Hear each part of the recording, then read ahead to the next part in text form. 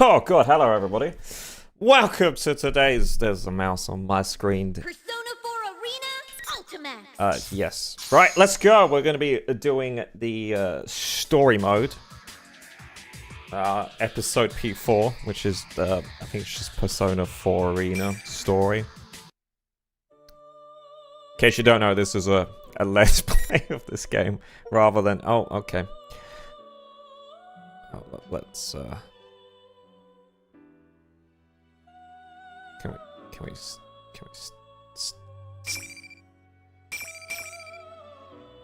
Can we start?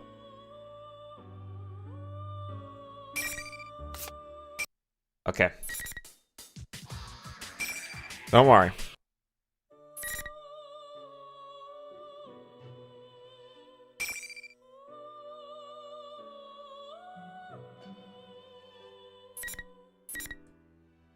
Okay. Oh, right. What? Okay, but just stuff's happening.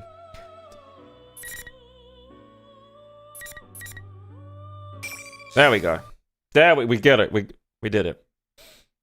So you will not require our assistance. Is that correct? Very well. In that case, there is nothing more to be said. All right, cool. As for your presence here, this room is ordinarily only accessible to those bound by a contract. But you are fated to refine your power. You will most definitely require our assistance. Alright, sounds good, Igor. Eventually. Until we meet again. Alright, goodbye. Farewell. See ya. Oh, we... Most intriguing. Oh, Are well... you certain about this? Our domain is indivisible from the destiny of our guests. Nothing meaningless happens in this room. Oh, which you're can sure only about mean that? The fate of our visitor just now will be... Margaret? Pardon. I spoke out of turn. We are only allowed to watch over and assist those guests who are bound by the terms of the contract. Indeed. So, the young man Yu Narukami is tied to our recent guest's fate. I Uh-oh. wonder what fate, or rather, encounter will await him. Yu Narukami. Now that's a guest who never ceases to amaze. Alright. It's been a game. It was like... And now there's someone else using the Velvet Room. Besides Teddy. And you. It's May 5th, the day after we saw Labyrinths and Shadow Operatives off. We're in the corner of the chaotic usual... I had a hunch this was gonna happen. Well, your hunch isn't getting us anywhere. What are we supposed to do? There's not a single open seat. That's just how it goes at Juness during Golden Week. And on Children's Day at that. If it wasn't this busy, we'd be out of business by now. I don't see anyone. Today's Children's Day? Huh? I should have brought Nanako. That's what you're worried about? Watching the kids run around, I think back to Nanako's face when I told her I'd be going out. She looked like she wanted to say something. I feel bad, but I didn't ask her about it. What an asshole, you. But given what we came to talk about, I couldn't take her with me. I wonder if she's watching TV alone now, like she usually does. Yo, Senpai! I got us some seats. Ooh, good job, Kanji. That's pretty impressive, Kanji. Especially for you. Damn it, Ted. Leave the especially for you part out next time. Yeah, Alright, yeah. break it up. No fighting, guys. It's not like this is a fighting game. Right. Wait. With Yukuro spurring us on, we move to the seats Kanji saved. There's a table for 4 with 6 chairs he found somewhere. After watching for everyone to be seated, Yusuke clears his throat as if to drive away all the noise. So it's a great day out and, Dude, I don't think this is the time for that. well, how else should I start off? Look at the size of this crowd. I'd say I made the right call showing up like this. If I came in my usual costume, the little kids would be swarming my adorable bod. I'd be mobbed. Oh yes, I've seen how the children tear off your fur from time to time. Wow! Are you being nice to me, Yuki-chan? Has our love finally blossomed? Huh? Of course it hasn't. Shot down as Wow, always. Jesus Christ. It's because you never learn. Well, let's get down to business. We didn't get to talk much yesterday after all. I nod to Chie. We gathered here yesterday after seeing Labyrinth off, but there wasn't time to calm down and talk about what happened. In the end, we agreed to leave the details to tomorrow, which is now today. Don't worry about the crowd. Let's start the investigation team meeting anyway. Yeah, though we are missing 2 people. It's just not the same without our full roster of pretty girls. Oh, not only Rise-chan, but Nao-chan couldn't be here either. Oh It's no. not like the other day, where we just lost contact with Rise. Mm-hmm. She seems really busy. She said she had work during the holidays, too. At least we got to talk to her yesterday. Yeah. Yeah, Nato-kun's job is keeping her busy too. I guess it's the same old for them. Naoto-kun knew things about what happened that not even we did. Apparently, she knew about Mitsuru-san and her friends from the start. Thanks to her, though, we got some good information. Well then, let's get everyone up to speed on what happened using that info. Yes, please, tell us. Yusuke's right. Tell us now. So much happened these past few days that none of us has a good grasp on it all. We need to sort through what we've learned again. What was it that started it all? Midnight Channel again, I guess. I thought I was dreaming for a good chunk of it, so it's not really hitting me.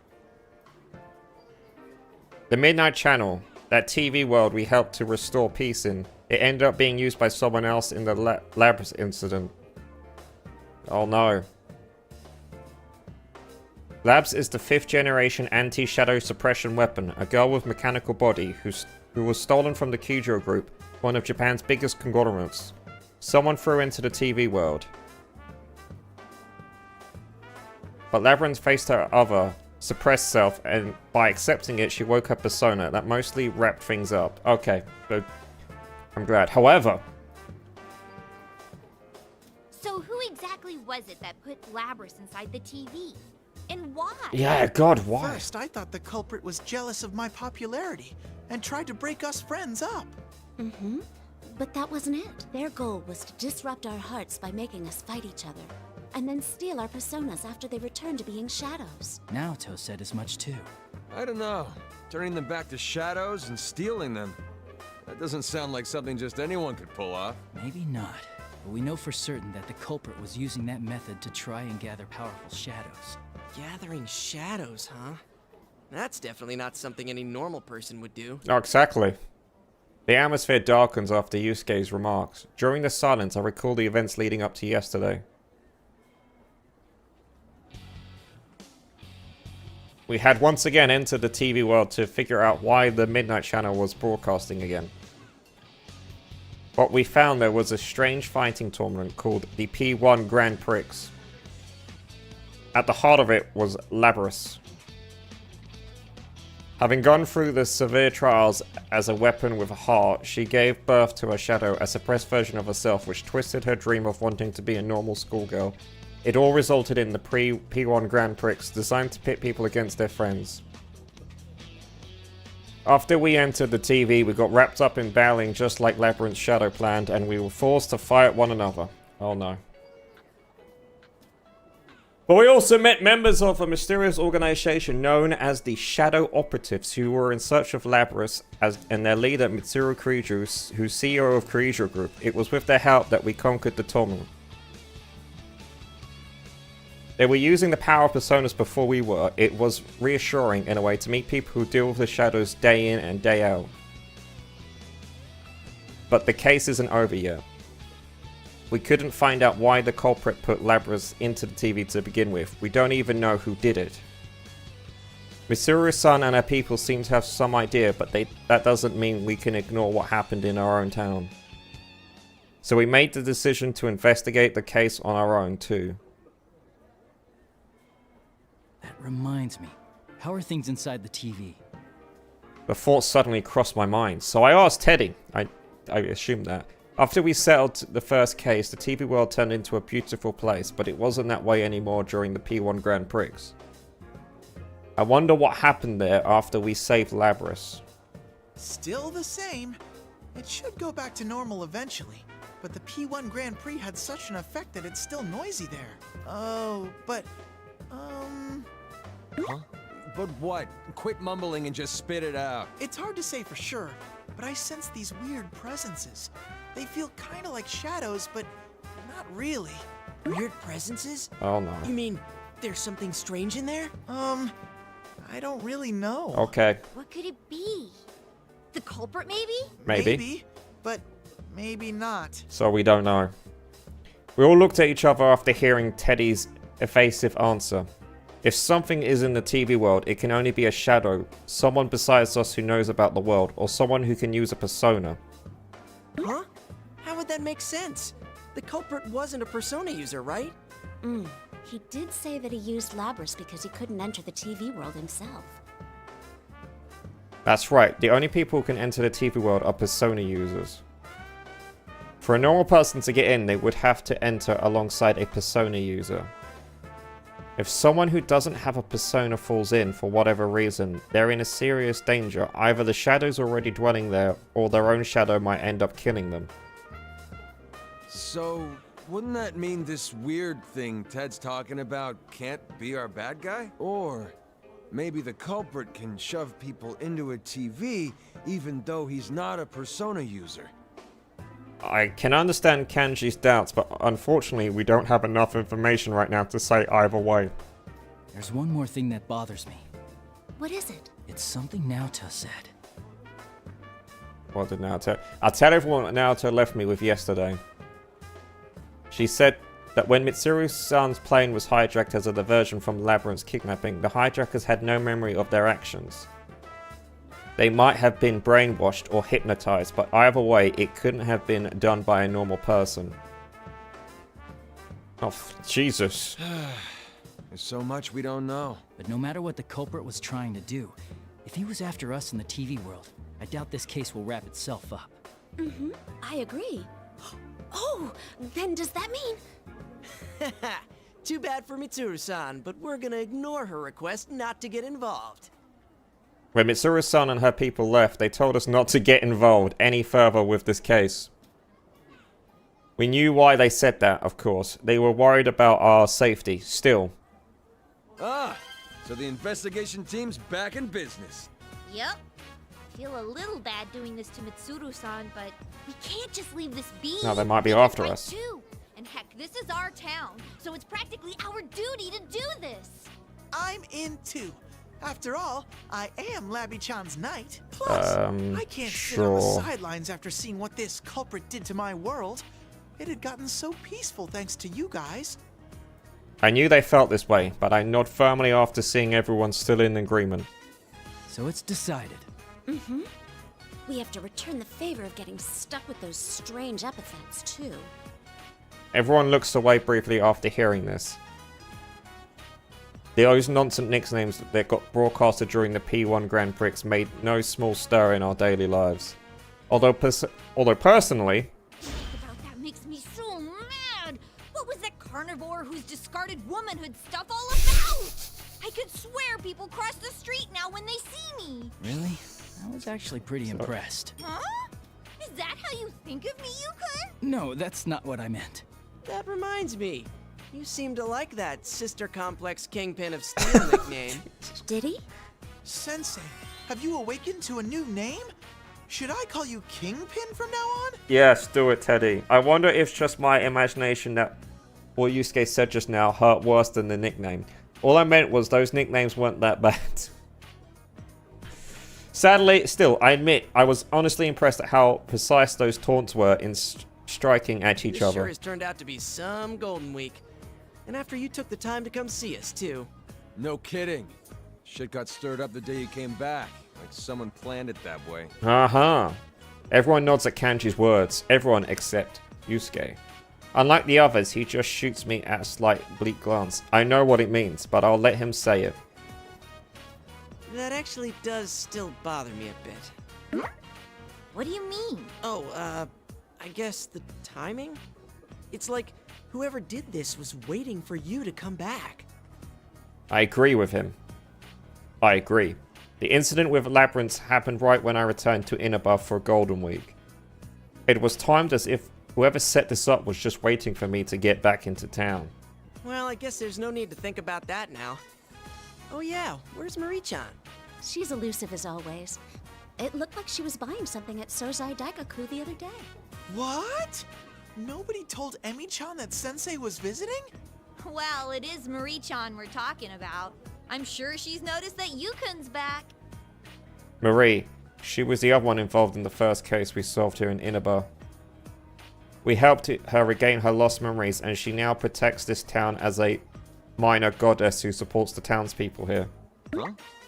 Then, why hasn't she shown up? I mean, if she knew that Senpai's back, you'd think she'd be the first to show.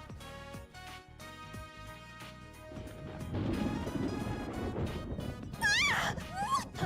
Where'd that lightning come from all of a sudden? Oh, look at those insane rain clouds.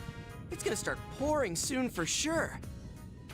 That's when I noticed the thick crowd of customers here has gotten pretty sparse. As if following the familiars hurrying back inside, we also get up from our seats. The weather report has been way off the mark lately. Oh, sorry, that's mine. Hello? Oh, Kasai-san.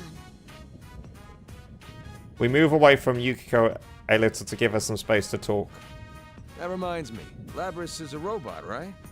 Would she rust if she got caught out in the rain? Nah, I doubt it. The Kirijo group developed her after all, and they wouldn't be that cheap. Mid-chan's group sure is amazing. Her stuff is way better than Junes brand electronics. Oh! And don't go dissing your own employer. As Yusuke and Tede snipe at each other, Chie's gazes up to the cloudy sky. When she notices me looking at her, she shakes her head, telling me not to worry. Labris is with Mitsuru-san and her friends, right? I wonder how she's doing. After the P1 Grand Prix, Labris joined Mitsuru-san's shadow operatives, since she has a persona now. Even as we speak, she and her companions are probably chasing the culprit who threw her into the TV.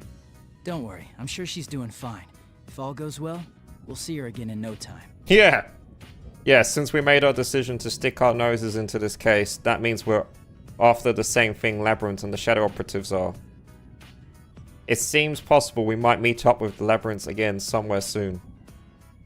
Then again, we're doing this without Mitsuru-san's permission, so I can't say I'm eager to run into them. Yeah, Oh, you're no. right. Man, I should stop being such a worrywart.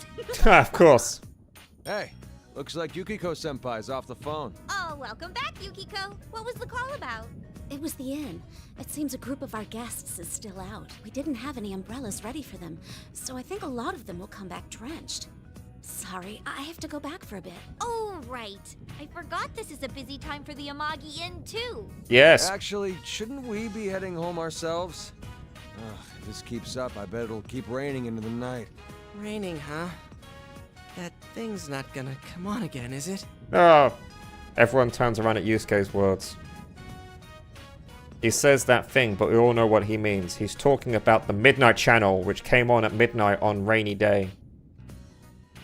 The weather was just like this during the incident with Labyrinth too, as if to break the silence we hear another roll of thunder closer than the one a moment ago.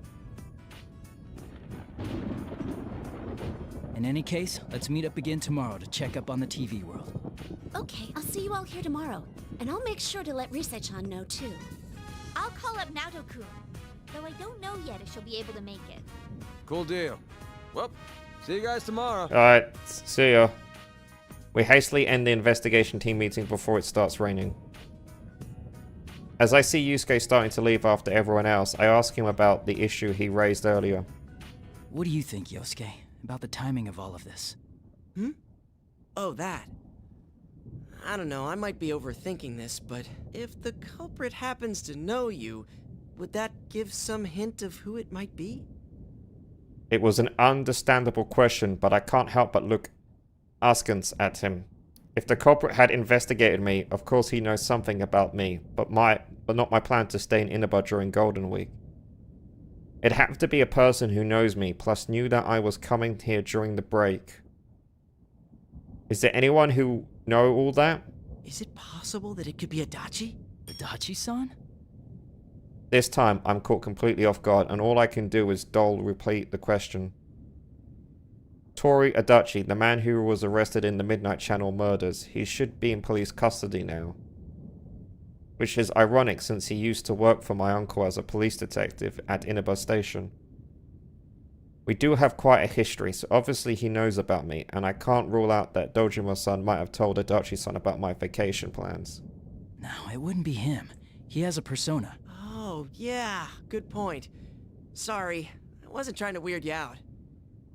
Yusuke's tone is apologetic and he scratches his head. But really, I should be the one apologizing. I didn't just deny that it could have been Adachi-san because he's a Persona user. The real reason is that deep down, I trusted what Adachi said about abiding by the rules of this world. But if it's not him, then who? The grey clouds filled the sky over our heads, mirroring the confused anxiety we shared.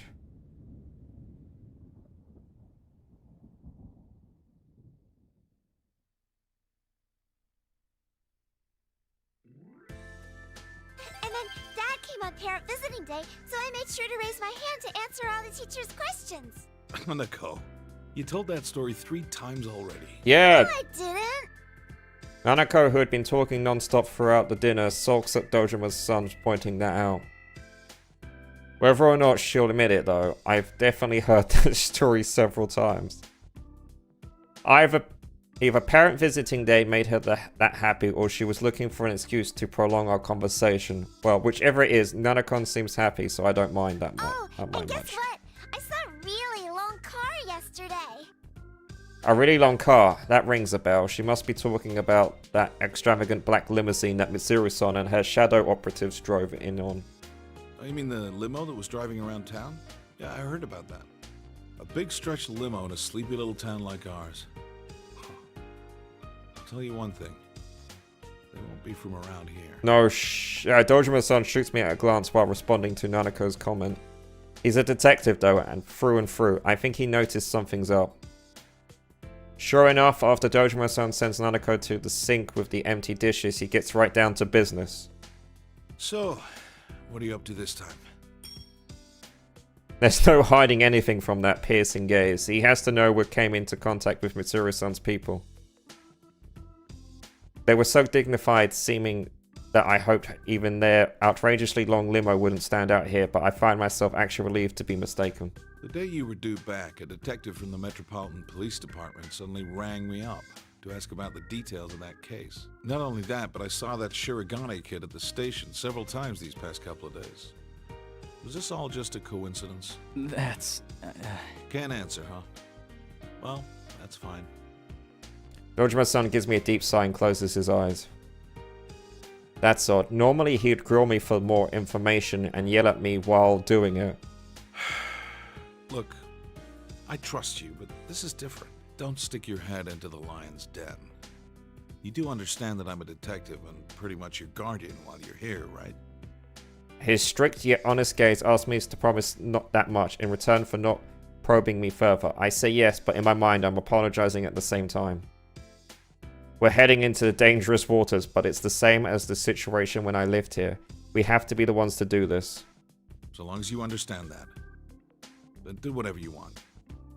I can't help but that smile, seeing Dojima look away and sigh. I'm sure that he has a million questions about everything I'm doing, but he's not asking them. It's because he trusts me. Hey, you're picking on Big Bro again, Dad. Oh, no, not at all. We were just talking. Really, Big Bro? Yeah, there's nothing to worry about. Of course, everything's I'll fine. always be on your Everything's side. golden. Okay? When I answered her with a smile, Nanako looks up with me with a worried expression, but her reply is earnest. Out of the corner of my eye, I can see Dojima-san looking uncomfortable, and I can't help but laugh again. Then it's off to bed.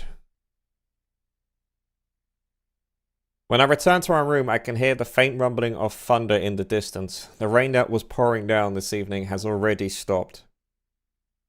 Is that a Catherine poster in the corner? If the pattern holds, the Midnight Channel should stay quiet as long as it's not raining. Realizing that raises some complex feelings in me.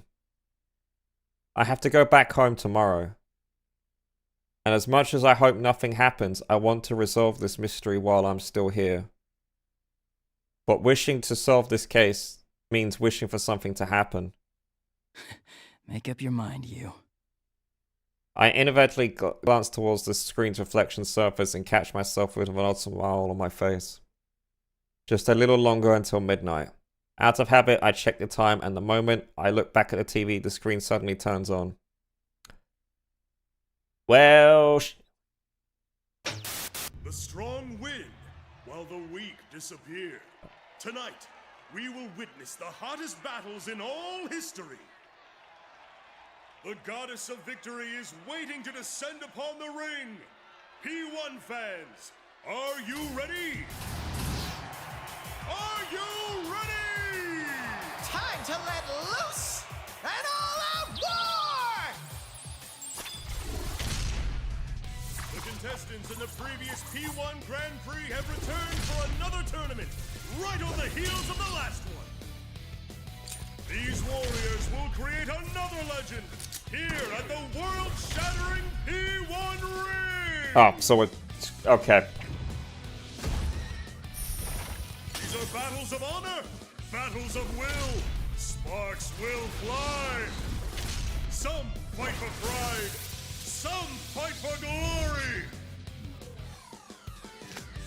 Will this be decided by pure muscle, or will a battle of wits determine the outcome? Who knows?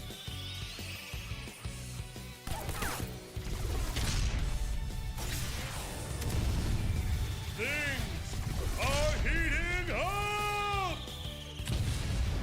Tonight, who will win the title of champion? Who will be crowned with the winner's wreath? Whose tale of glory will resound for generations? All that remains are the dreams of the Warriors. As the Grand Prix plunges into its final chapter, the P1 climax is... Barely getting started! I hate you, Teddy. I hate you so much. Why?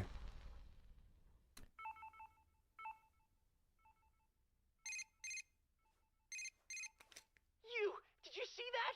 What the hell? Hello? Hey. Uh-oh, SpaghettiOs.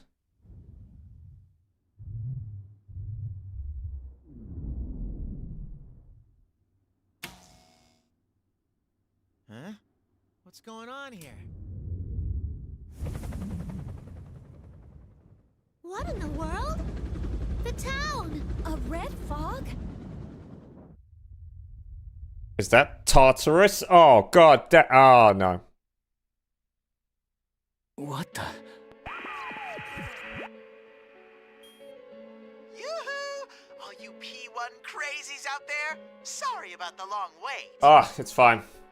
The TV shows a familiar classroom. If I remember right, that's the announcements room at the school's lab rooms created inside the TV world during the P1 Grand Prix. Standing in the announcement room is General Teddy, actually just his head clotting out away. The P1 climax! It's the end of the world! One-on-one deathmatch that's worthy of the name Climax! And best of all, if you don't win the one-on-one tournament to the finish within the hour, the world will end! No punches pulled this time! I'll make myself clear so that no one misunderstands. This will not be taking place within the TV world. It will, in fact, take place in the reality which you occupy. Enjoy it while you can. Alrighty then, time to show off how that special stage is going. Well, I can't just hope to go into the TV rather than the end of the world. Oh, Jesus, they're on crosses again. Guys, stop getting crucifixed all the time. This is like, what, the second time you've been sacrificed? Or attempted to?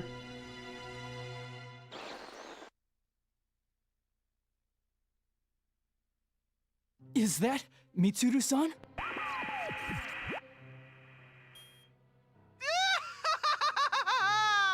What will be the fate of our captured queen and her loyal minions? Oh. And again, if we don't have a champion, everyone's a goner anyway. So she'll be in good company. Best of luck to all of you. The display cuts off abruptly and the TV becomes a silent box. Realizing this strange red light is filling the once dark room, I dash towards the window. The town outside is covered in an eerie red fog. What is that? The street lights are off and I don't sense anyone's presence. That hazy light illuminating town, it's the red fog. Seeing the town in such an obviously abnormal state snaps me back to my senses and I quickly look back into my room. Nanako! Dojima-san! No one answers. I rush down the stairs and check all the rooms, but no matter how hard I look, the two who lived are nowhere to be found. What in the world is going on here? The P1 climax, and are Mizuru-san and her people all really captives? And worst of all, this isn't the TV world. Is this really still the real world? If so, what happens to the townspeople? A wave of confusion and fear crashes over me as I sort through the information at my hand. My cell phone won't even turn on, like it's suddenly broken. It's happening again. The Junes food court. That's right, wherever we had a case, that's where we'd always gather. If Yusuke, Chie, and Yukiko have noticed this too, then they'll definitely be headed there. Teddy should be with Yusuke, so there's no need to worry about him. Kanji though, he might head straight into the TV. I chuckled to myself at the thought, a rare moment of humor in this looming crisis. I know where I need to be, so I quickly prepare myself. Wherever we needed to fight, I always clad in my Yosogum High uniform. To think I'd be wearing it again so soon. It's with a sense of trepidation that I opened the front door.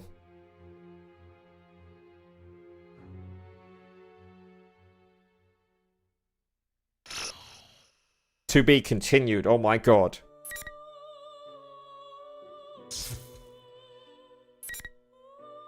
Find the clues.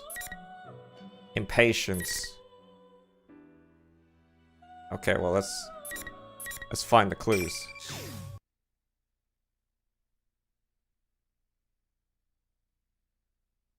The clock's ticking, echoes through the room, and I look upon the file I hold. It seems I yearn for some mental simulation to distract me from the sheer volume of information I'm attempting to process. When I look up at all that's before me, or all the stacks of files I brought in from the reference room. Even when I cooperated with the investigation as a detective, I'd only be in this room a few times. They must have ushered me into the drawing room on the highest floor of the Inaba station today in order to send a message. Don't draw attention to yourself. I lower my hat to rest my eyes and spend some time thinking back on the conversation I had a short while ago. I see. In other words, nothing suspicious is apparent in the current Kirijo group. Correct. There are no factors that would necessitate detouring Mitsuru Kirijo or the shadow operatives which she leads. The man holding my report falls silent, pondering something. His reaction shows that he's most likely foresaw what sort of report I'd hand in. The well-dressed man before me belongs to the National Police Agency Security Bureau, Security Planning Division, or in brief form, the Public Safety Police. Could have just led with that. It was he who requested the undercover investigation into Mitsuru-san's shadow operatives. Mitsuru Kirijo seemed to have some idea who stole her cargo, yes? She did indeed. To begin with, the culprit knew the contents of the cargo which even Miss Kirijo herself did not fully understand. It follows that the culprit in this case was someone with intimate knowledge of the Kirijo group's dark secrets. How Mitsuru Kirijo deals with this culprit will surely shed more light upon her true motives. Half of that is true and half of it is sophisty. I need to discover the trump card that public safety is hiding. For most likely, that trump card would lead us to the culprit of this case, the one who stole Lebrams and threw her into the TV world. After a moment of silence, the man places a stack of thick folders before me. Yeah, if he had prepared this in advance, that means he was weighing his options. He knows of my intention, yet he must have made the decision that what they stand to gain is worth the risk. Report to us again when you find out more. With that, the man leaves the room. It seems my gamble paid off. Whether I find out more or not, it's certain that something will happen. Labyrinth's kidnapper hasn't been caught and the case is ongoing. Even now, there may be development somewhere. My friends on the investigation team must be having a strategy meeting at the food court around now. Though it's been a while since any of us had seen you, Senpai, so the conversation may have already Oh my god. Sighing, I forced aside the twinge of loneliness and dropped my gaze at the file. The Kirijo Ergonomics Research Laboratory. An organization specializing in research upon shadows. What I demanded of the public safety was an investigation document on a Kirijo Group research institute which no longer exists. The founder of that institute was Mitsuru-san's grandfather, Katsuo Kirijo. The contents of the report were filed with matters that were hard to believe. The Dark Hour, a different world populated by shadows that seem to intrude on the real world. The mysterious, almost alien artifacts known as plumes of dusk that can induce a personality. Humanoid robots called anti-shadow suppression weapons that were developed to oppose shadows. Artificial persona users who gain their abilities with special drugs. Had I not seen Andrew-san and Labyrinth with my own two eyes, the supernatural contents of the file would seem ludicrously implausible. A flood of shadows and the manifestation of personas. There are many similarities to what we experienced. The chief difference is that their catastrophe was artificially induced in the name of research. I sensed an unwavering commitment to the duty from Mitsuru and her team. Though they, like us, are persona users, the horrors in this file must be why I detected a very different type of resolve from them. I hesitate to look into such matters without their consent, but I doubt they would volunteer much. From what I can deduce based on this, the culprit is Labyrinth's case is without a doubt related to Kirijo and Ergo research. The clue that leads to the truth has to be here. And if by some chance something happened to Mitsuru-san and her people, we would need to know more about the common enemy. Shuji Akutsuki took the position of chairman at Gekkokan High after Ergo research was disbanded.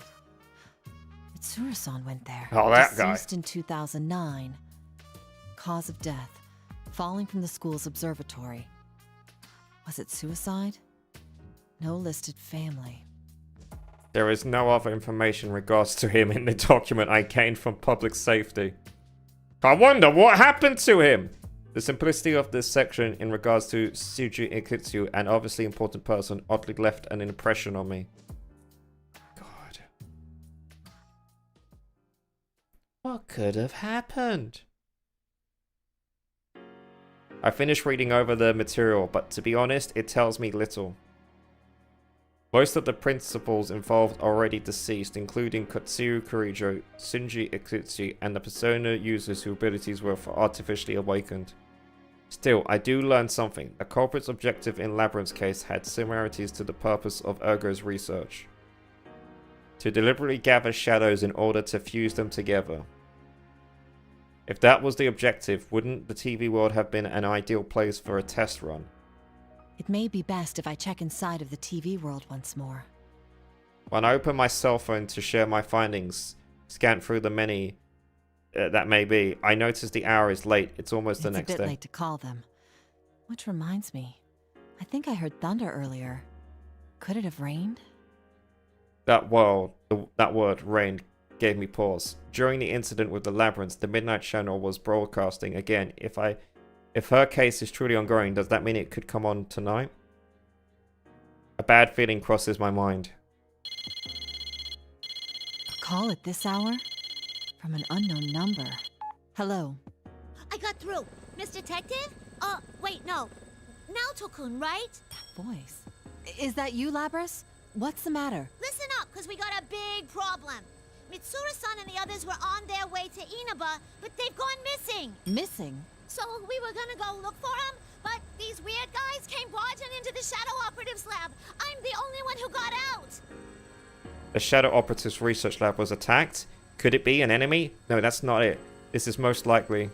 Labrys, calm down.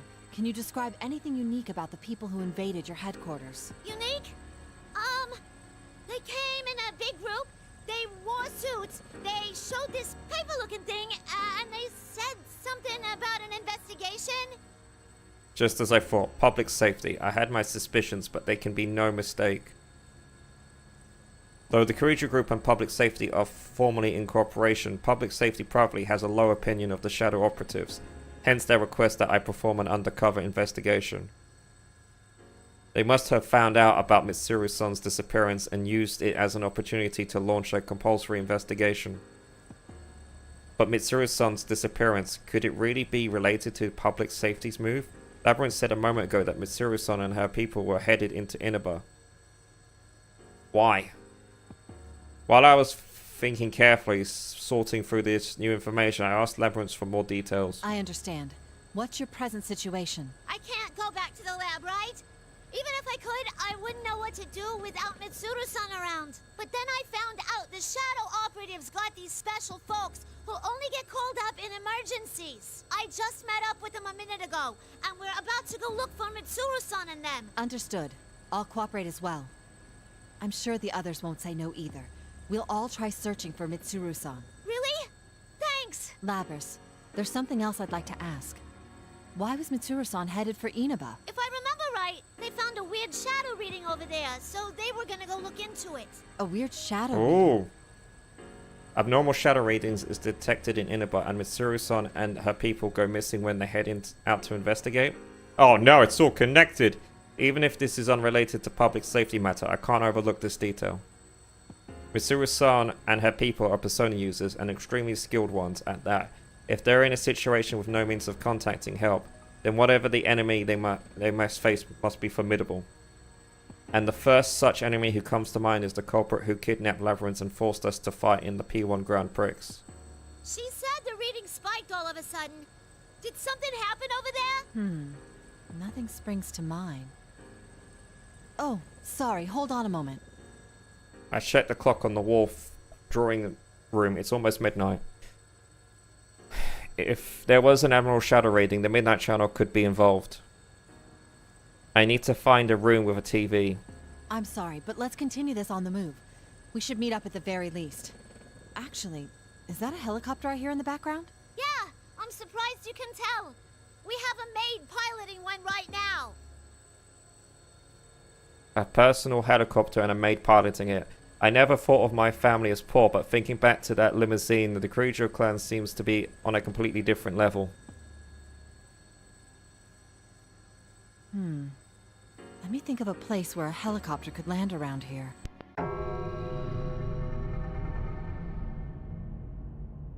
As I continued to talk while walking down to the hallway, all the lights suddenly turned off. Though it is midnight, this is the police station. There should be several officers still stationed here, even at this hour. However, in defiance of those facts, an unnatural stillness pervades the air. A blackout? No, that's not it. The warring helicopter rotors on the other end of the line have also fallen silent. Labrys? My cell phone has gone dead, as if the batteries were drained. I try a few things, but it won't even turn on. Have all the electronics here stopped working so suddenly? I open a nearby door to get a better look at my environment. The empty room is hazily lit, but an eerie red glow coming from the window. Walking to get a clearer view, I gasp at the sight outside. An obvious pall has fallen upon this quiet rural town. Red fog? Seeing the town enveloped in a fog, I can't help remember last year's case. With the foreboding feeling that the situation has taken a turn for the worse, I quickly leave the strangely empty Inaba station.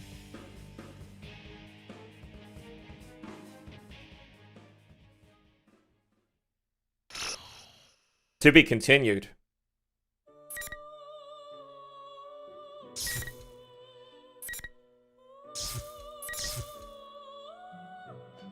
Alright, I'm just got a BRB real quick. I need the loot. Why is it doing that?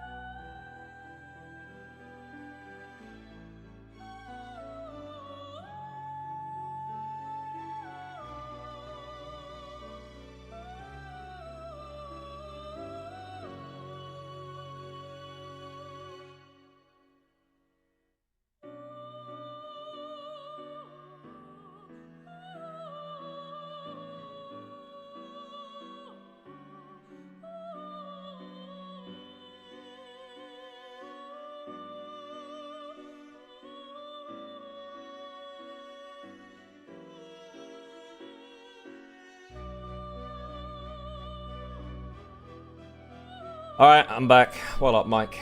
Let's just continue on this story. God, who needs anime where you can just read? I raised one arm towards the mirror-lined wall and closed my eyes. In my mind, I see a stage and the hazy shadow of a band. Glow sticks of all different colors shine in the packed seats. I'm looking at them from my mark. Indicates what a spot of fluorescent. The moment the countdown hits 0, a spotlight comes on. I reach towards the flooding light and become one with the stage. I'm good, how are you? Say hello. You gotta say goodbye to thousand lies, yeah. Shout friends, just those words you read. Of course Mike turns up for this bit. And let your voice be heard all over the world. Please don't DMC me. When you hear a knock on the door, it's me, come on out. Get ready for your true story. Oh, that's just the mirror. That's not real, that's crazy.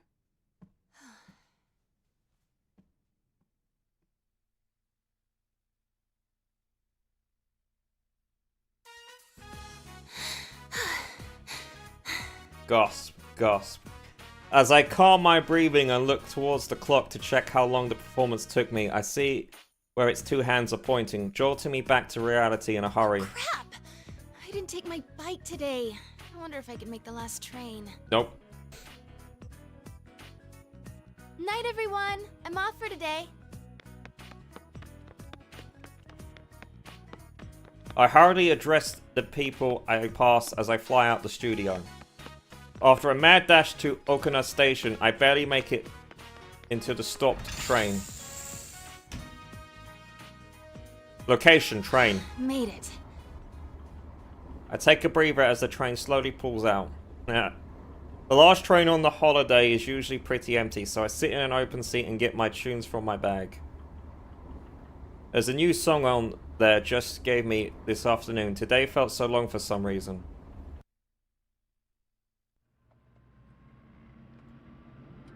Car! It's gotten a lot later than we expected. Are you still okay on time? You didn't have to give me a lift, you know. I'd have been fine. That's not the issue. Come on, I'm your manager. Yeah, he's a manager, guys. It's all good. The reason Ino-san seems so happy is because of the news we got earlier. When our president called us back to the office from the shoot today, we were greeted with a new song for me and a detailed plan for my comeback. Still, I had no idea that the boss was putting together such a detailed plan for your comeback. My God. I'm grateful and all, but I just don't think I'm ready yet. That's not true. We've all seen how hard you've been working. You're much stronger than you were. I think the boss is making the right decision. Are you just flattering me, Inoue-san? Never intentionally. You sang that new song we gave you today after just a This short is lesson. Persona You 4 even memorized the Ultimax. dance steps No, in record Persona time. 4 Arena Ultimax. I got distracted by the steps and kept going off key. And I wasn't hitting the turns cleanly. I've still got a long way to go. It's true, even as far as the discussions of my comeback goes. If Inoue-san hadn't come up with an excuse for why he couldn't get in contact with me until yesterday, the plans could have been sunk. Rise-chan, did something happen? Huh? I know that there's a part of your life you won't let me into, and that's okay. An idol doesn't need to tell her manager everything. But there's a difference between keeping things private and isolating yourself. You asked if you could get some days off during the long holiday, right? And you didn't seem too keen on today's session either. Did you have some other engagement in mind? No, you're just cutting me too much slack. Thanks, though. It's nothing to do with work. But there was something that made me realize how powerless I am. So many people are supporting me for my comeback, but no matter how much I throw myself into the rehearsals, all I can think about is how I was nothing but a burden in the incident yesterday. Rise-chan? I'm okay. Were you worried I'd quit again? I'm still I sorry wonder! into showbiz once I shake off the rust from my hiatus. I can tell that much from watching you practice. Still, maybe you need a breather. Yeah. The publisher consulted me about maybe rescheduling the photo shoot. When I told them doing it later would be problematic since you're still a student, they decided to reschedule for another time. So, take a nice break tomorrow. Inoue-san. but things will be busy after the long holiday. Yeah. The success of your comeback project is on the line here. I really appreciate it. We got, Can you yeah, let me at Coconut sus. Station today? If I have tomorrow off, I want to stop by the studio and practice a little more. Huh? But wouldn't it be late by the time you're done? Why don't I take you straight home? There's not enough room at home. Please? I'll go straight home after I practice a little. Well, all right. But don't push yourself too hard, okay? I won't. Actually, though, you shouldn't coddle me so much either. Okay, Inoue-san? Yeah. It's kind of creepy, dude. Yeah. Alright, goodbye.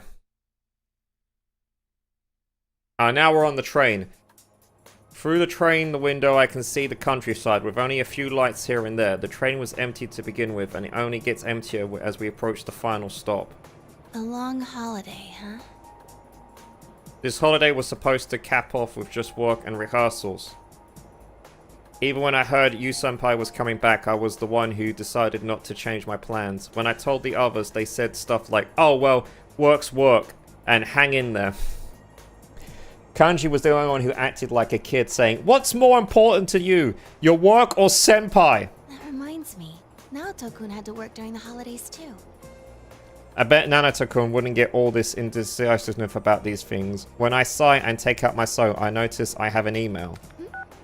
Oh, it's from Yukiko-senpai. It's a summary of what the investigation team talked about today, and the time we're meeting tomorrow. 6 a.m.? That's early. I bet some of those guys are gonna be late for sure. 6 a.m. I ain't getting up at 6 a.m. I laughed, but it quickly turns into a sigh. I have tomorrow off, and thanks to Inoue-san, and while I'm happy I get to see everyone, I'm a little bummed out too. I couldn't do anything during that incident. I don't remember anything else about that day after I finished the shopping for dinner at Junes. When I came to, I was already in the announcement room in the TV world under the surveillance of the General Teddy. In the end, it turned out that General Teddy was Labyrinth's shadow taking on Teddy's form. The shadow was holding this event called the P1 Grand Prix and forcing my senpai to fight each other in it. Since I was captured, they used my voice and likeness to goad everyone into hurting each other. I thought I sounded cool saying I had work, but I got kidnapped, imprisoned, and watched them use my face and voice to confuse everyone. At this rate, I can barely face Senpai and the others. Yu-senpai will be going back tomorrow. I think about Fuka-san, who had such a tremendous power that she could help Mitsuru-san's group by describing what was going on in the TV world even from outside.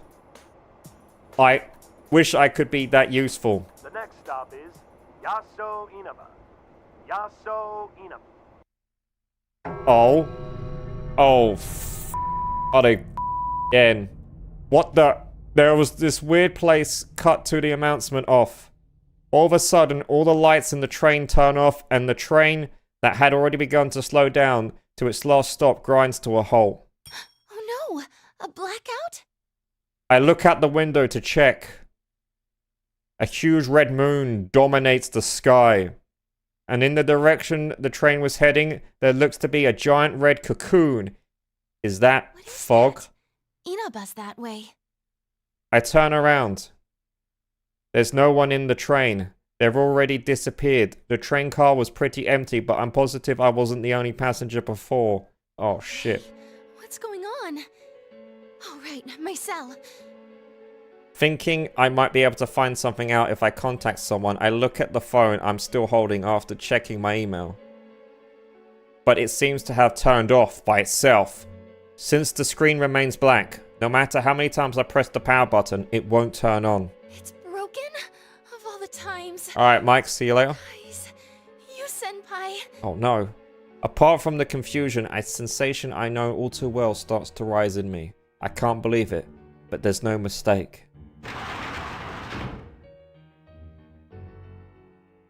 This feeling. It can't be. It's like I'm inside the TV. Oh, Jesus. I'm moving before I can think twice. I yank open the door using the emergency lever and jump out onto the tracks. I began running toward the Yasuba train station. Now's not the time to stay and cower here.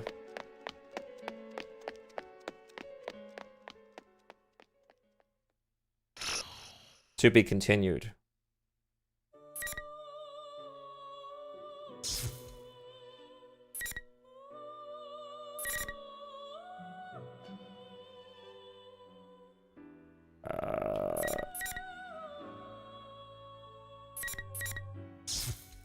Okay, we're 11% complete. My god.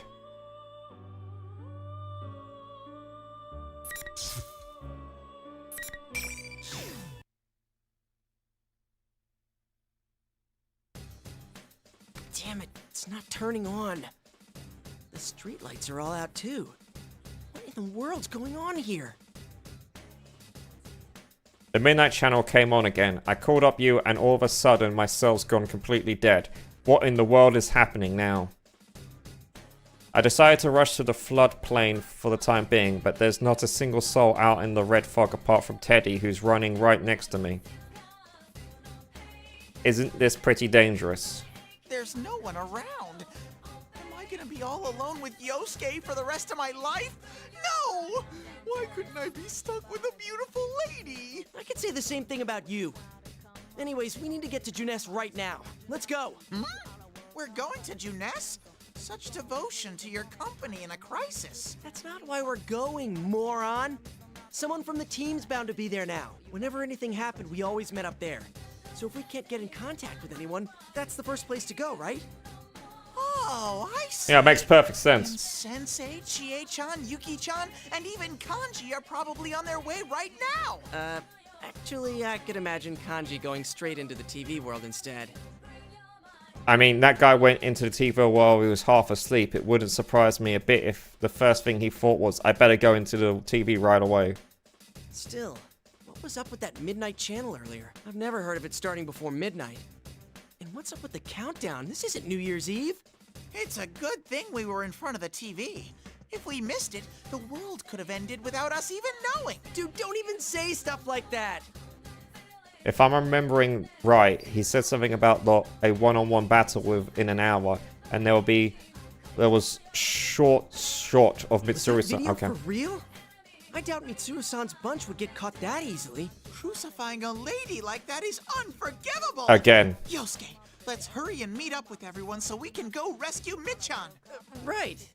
You're really fired up about this, aren't you? And then, I'm gonna get a thank you kiss from the lovely ladies. That's what you're after. How much of a horn dog can one bear be? Huh?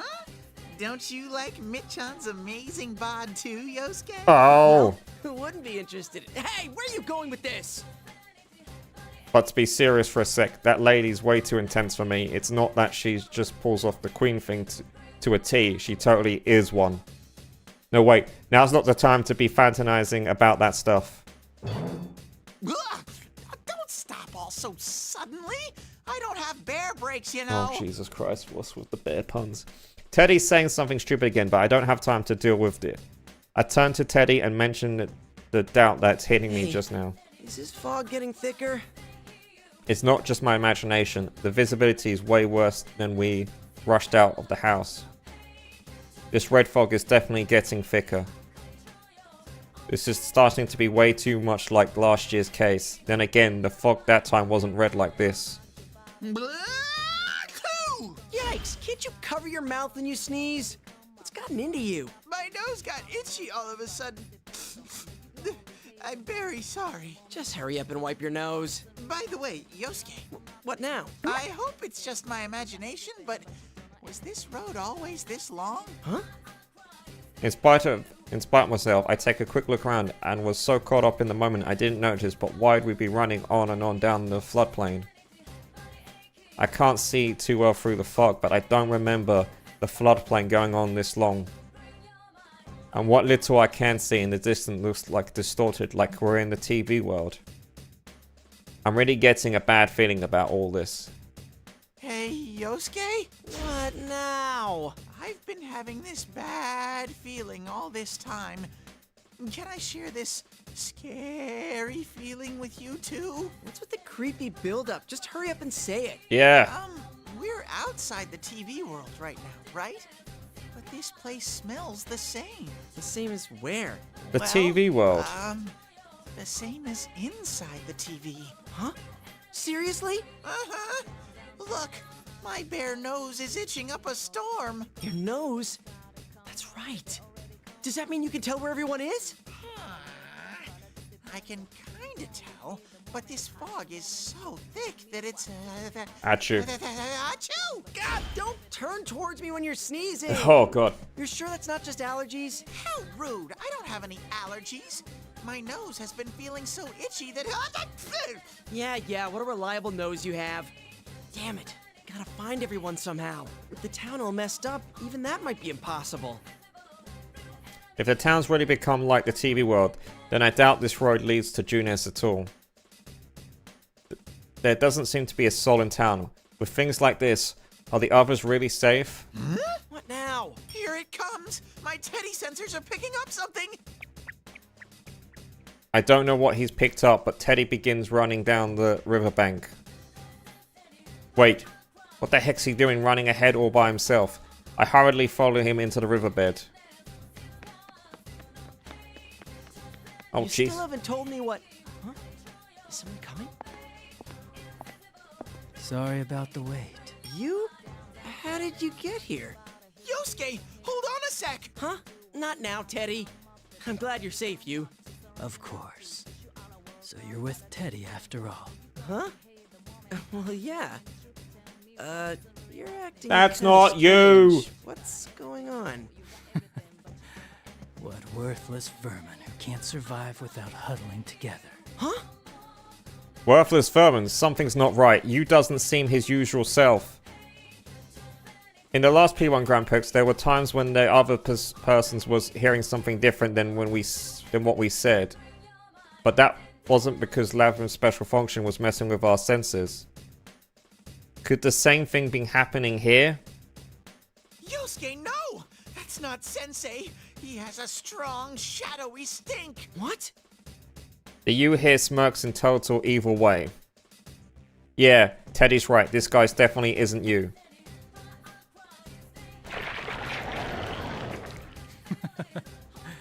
It's too late.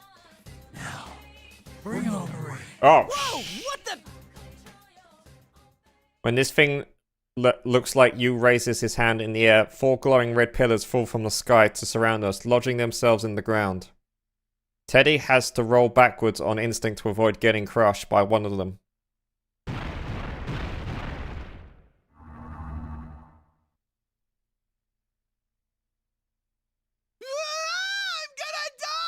Teddy, are you okay?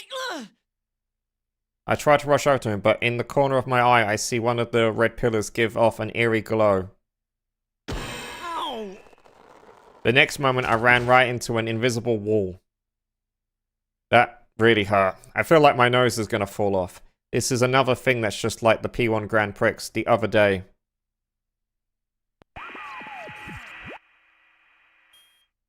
Huh? You really don't learn, do you, Yosuke? This is the P1, so obviously the rule is that only the winner can move on. Now, it's about to begin. The first battle of the P1 Climax. Is everyone ready? Yes. You again? Yosuke, the fake Teddy's back! You're General Teddy? Seriously? But you were just Labrys's... What are you talking about? You're such a grown ranger, Yosuke. It doesn't matter who I am. Continue this idle speculation, and you'll lose your life rather quickly. Damn! This isn't good. I sense something and instinctively dive to the side. After I do a quick roll on the hard ground, I hurry to get back on my feet. I look back to where I was standing to see the sword you swung hitting the exact spot. Holy shit, if I hadn't hit, if that had hit me, I would be practically dead. Bastard! What was that for? There's only one thing that happens in the P1. So hurry and draw your weapon, Yosuke. What are you saying? You seem a lot like you. I can't tell if you're being tricked or not.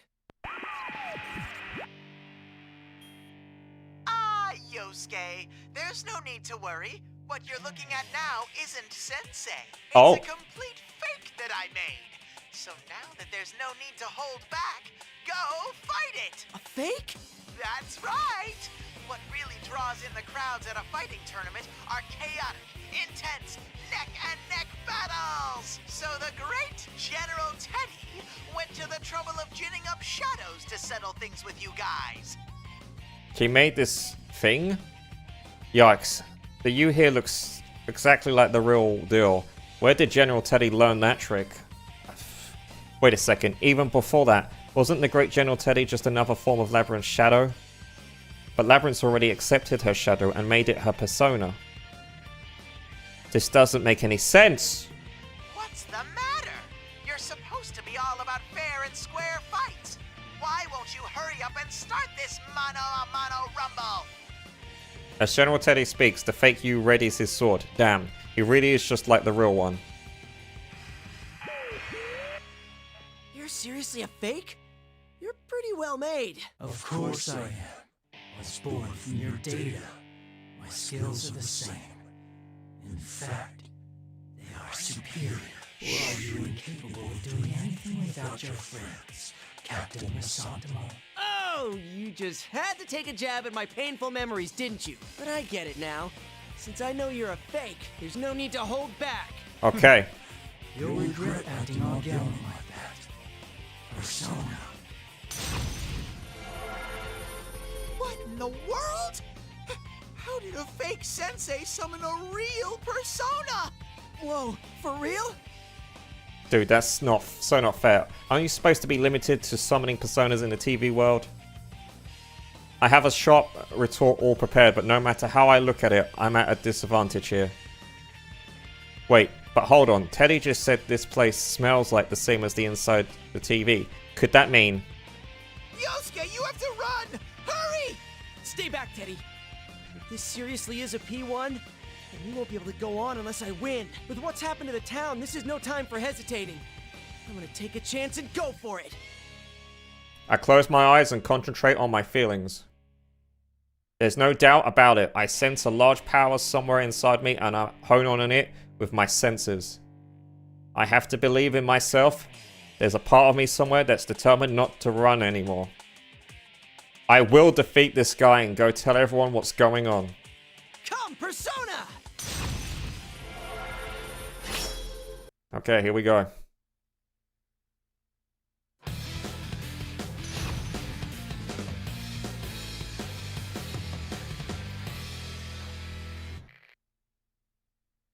Finally. An hour in and we finally got our first fight. Whoa.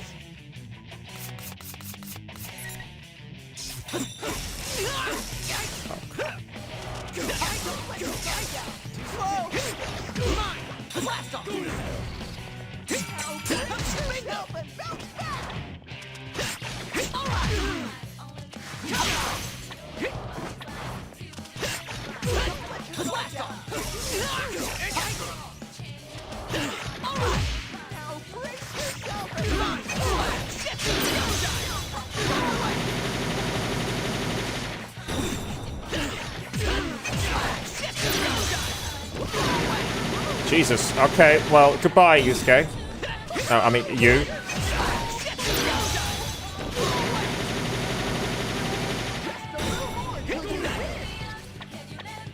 Okay. I'm glad you won. Yeah.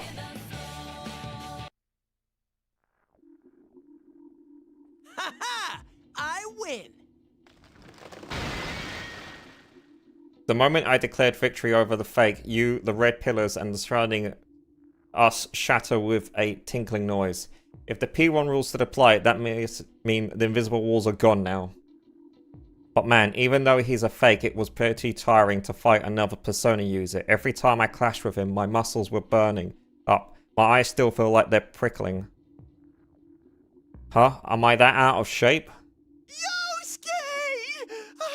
I believed in you! As if pushing away the red fog, Teddy comes rushing towards me with a tear-stained face and a dripping nose. I open my arms and a relaxative dodge him. Yosuke? Dude, what did you expect? You were practically soaking in fog, tears, and snot. I pretended not to notice his offended look and tried to come up with something else to talk about. Well, fake you. Are you... Ah! Whoa!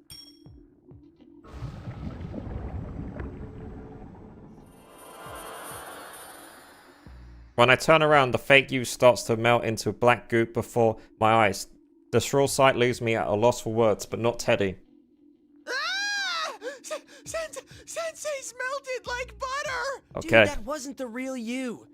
Though this is kind of a gross way to prove it. Even as we speak, the fake you bubbles up and continues to melt away. I guess they weren't lying when they said this fake was made with a shadow. Still, just because it's a fake doesn't change the fact that it looks like you. Seeing it dissolve like that makes me feel a little sick. Huh? Once the fake you completely loses its shape, becoming just a black puddle, the particles of light float up from it into the sky. What was that? Hey, Yosuke, and that was a shadow, not Sensei, right? Yeah, seems like. The real you, I'm pretty sure, wouldn't melt into goo like that. That's true, but, What is it? You're being really cagey today.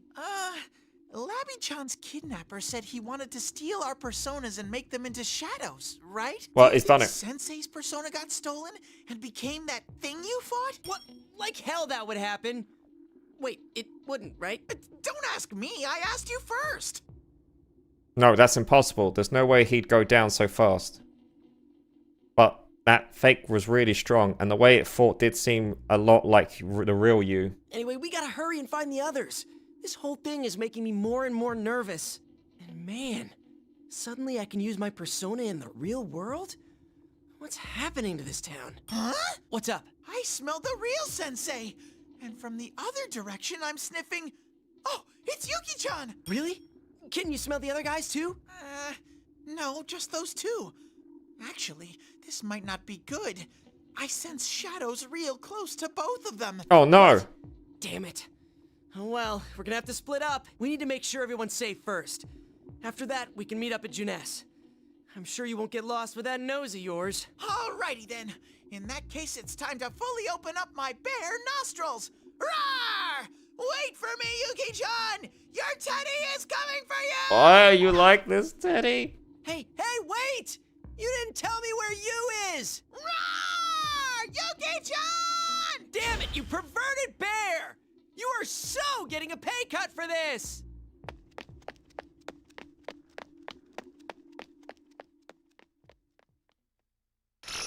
To be continued!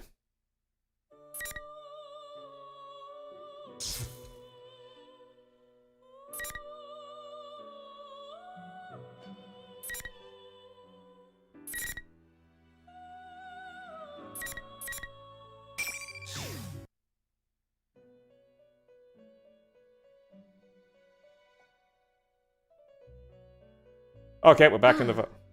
Welcome to the Velvet Room. Hey. I know that voice. When I look around, I see endless blue space that I've come to know well. It's the Velvet Room, a place where the ceiling, floor, and even the walls are in a deep azure. It exists between mind and matter, and not far away from me sits two figures. Did I startle you? No, but...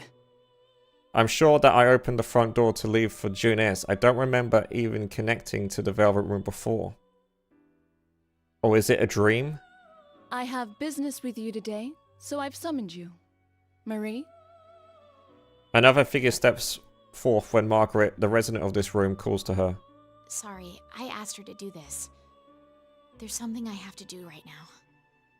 Marie, or rather, the minor goddess who now protects this town, speaks cryptically of the crisis. What happened?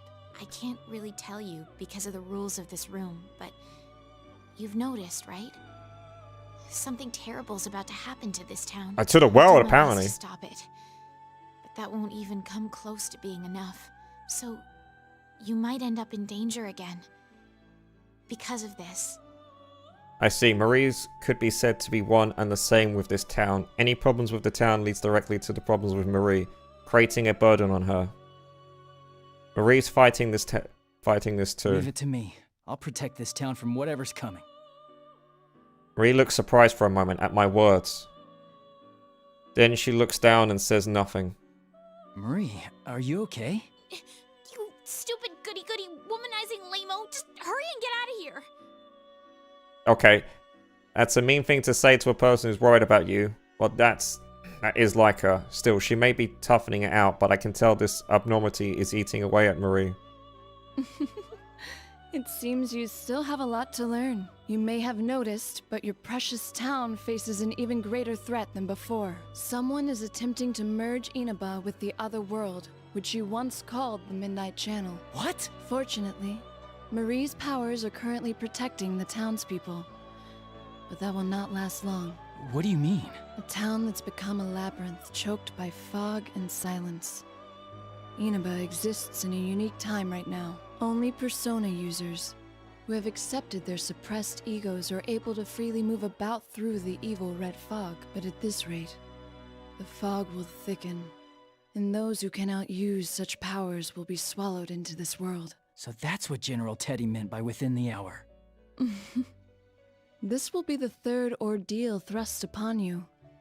Or perhaps it is the continuation of the second. Will you overcome it with aplomb this time as well? Go. You can do this. And as for the culprit in this case... That's odd. Marie's voice is starting to sound hazy.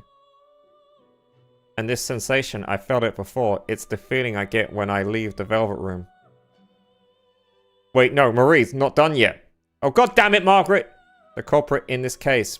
But before I can hear the most crucial part of Marie's message, my consciousness is slowly swallowed by the darkness. You can't tease me like this! It just teased me like this, didn't it? When I come to, I'm standing in front of the Dojima residence. I can't just stand around here, though. As if to shake off my fears, I start running towards Junes.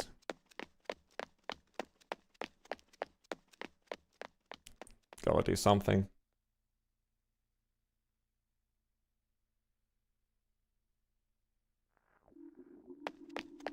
That's odd. I passed by here earlier, too. The same sign again in the terms that shouldn't exist, just like Margaret said. The neighborhoods of Inaba have become a maze in this red fog. Is it really just like the TV world? I get the feeling that shadows could come crawling out from the shadows of ordinary buildings and shake my head such thoughts. Is this anxiety because of the fog too? Margaret called this a continuation of what happened the other day. When Labyrinth was thrown into the TV world, her kidnapper said, "You got the better of me this time." If this is the continuation of the other day, then that means he's already making his next move. The culprit's objective then was to gather powerful shadows. Is that what he's setting up to do this time as well? But something's bothering me. What is it? Is there something I'm missing? Just when I'm about to sort through the pieces once more, the red fog parts and I see a familiar building in front of me.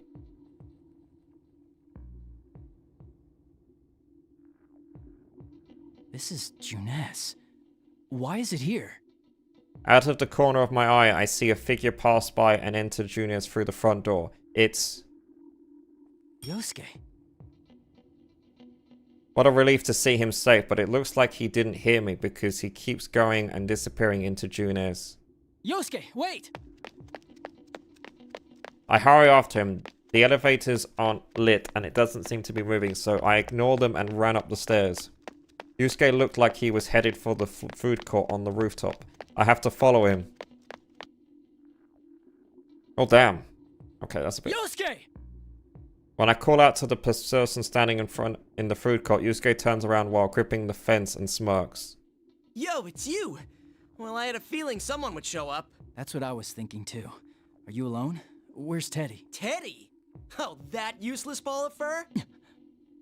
Something's not right. Teddy and Yusuke bicker all the time, but their bond of trust is stronger than anyone else's underneath it. But the way Yusuke talked about him just now had this obvious current of disdain to it. Are you really Yosuke? Who cares? Either way, you're done for. Plus, take a look at that. Yusuke points to what's behind me. When I turn to look, I see he's pointing at something beyond the red haze, on the hill beyond the distorted neighborhoods. Most likely the site of Yoshigamu High, where I used to attend, looms a bizarre, long, and unnatural thin shadow. That? When I rush over to the fence, the wind pushes away the fog, letting me see that thin shadow for what it really is. A grotesque tower that defies reality. Nothing like any normal building. The image of Mitsuru-san's people being crucified passes through my mind.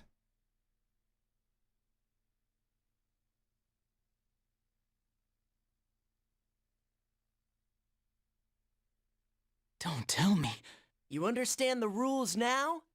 That's where you're headed, if you want to save your precious friends and this world. I squint to try and get a better look at the tower, though, through the fence, but the fog blows in again and conceals the abomination. As I continue to stare at it, hoping the wind will change, I sense Yusuke's move. Persona.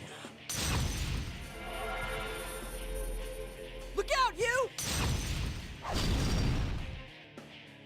As I react to Yusuke's move, Yusuke's persona comes charging in with tremendous speed, gouging through the fence with its arms.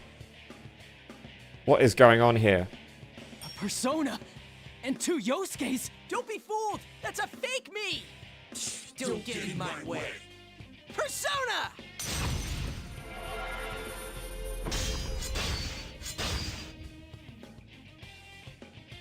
The 2 dryers clash fiercely and immense shockwave shakes up the surrounding air. As personas cross swords, what looks like sparks scatter all across the darkened food court. The 2 Yusuke summon their personas before my eyes. This guy's not me or my shadow. It's a fake that was made with a chunk of a shadow. Chunk of a shadow? General Teddy set this up. He supposedly made these things to force us to fight. Thing is, we can summon our personas here too. We have to beat them all and move on. The 2 dryers use their rebound of their powers to put distance between each other. Though the opponent is a fake, their shows their skills are perfectly matched. Yosuke, are you alright? To be honest, I'm exhausted. But if this is more of the P1, then we can't let ourselves lose. Oh, so you noticed too. The culprit behind Labrys' kidnapping is doing this as well. Right. I don't know what they're after, but let's defeat this thing and keep going. Morons! You still don't get it, do you? You're both going down here. I don't think so. So tough. You might be a copy of me, but there's no way you can beat you and me at the same time. 2 against 1, huh? We're being all fair and square, but I see you'd rather play dirty. Useless vermin who can't do anything unless you're huddled together. You're completely forgetting the rules. The P1 climax is supposed to be all one-on-one battles. I'm not going to take on 2 of you at once. Now, bring on the ring. On the fake Yusuke signal, 4 red pillars fall out the sky. The pillars tower over the food court and surrounding both ourselves and the fake. They give off an eerie light. Whoa! What is this? Come on, first come, first served. Oh, and I guess I'll tell you something else. Ignoring me and trying to run ahead will get you nowhere. Like I said before, if you want to stop the world from ending, you've got no choice but to head to Yasogami High. Now, though, you're already in the way. Those red pillars create invisible walls, and there's no way to get rid of them but to win one-on-one. In other words, the only way you can save your world is for one of you to defeat me. Damn it. Invisible walls again? What are we gonna do? Can we trust anything he's saying? If I think about the way the previous P1 Grand Prix worked, there's no reason to doubt these invisible walls exist. There's no way to confirm what the fake Yusuke is saying, and even if there was, if beating him in a 2-on-1 fight resulted in us being trapped here, then it would be a hollow victory. Jeez, you just don't know when to give in. Can't you just go on and fight when it's not against your friends? You already know it's a fake. You. Yes, it's the lovely General Teddy. God damn it, General I've been Teddy. watching all this time, and what am I seeing? I poured my heart into making fakes who look exactly like you, all to set up a good fight. What more do you want?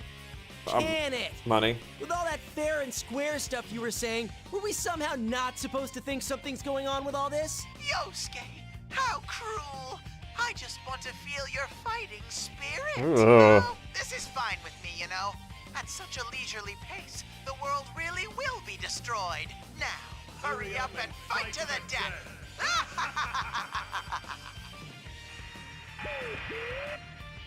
Oh, that bastard. bastard! Even the fake one's not half as cute as he thinks. Calm down, Yosuke. Getting flustered is exactly what they want.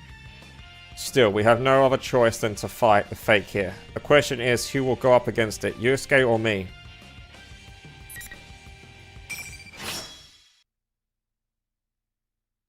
I've got to make sure I have control again.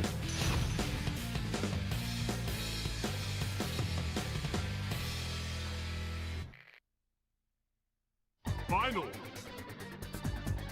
I'm sure you'll hardly break a sweat.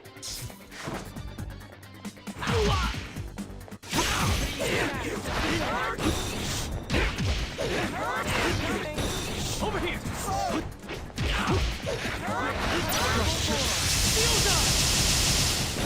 That's how I want to top it off.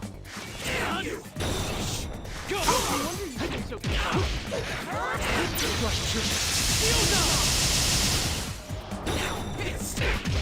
Go for another one. Over here. Okay. Yes, you really are strong.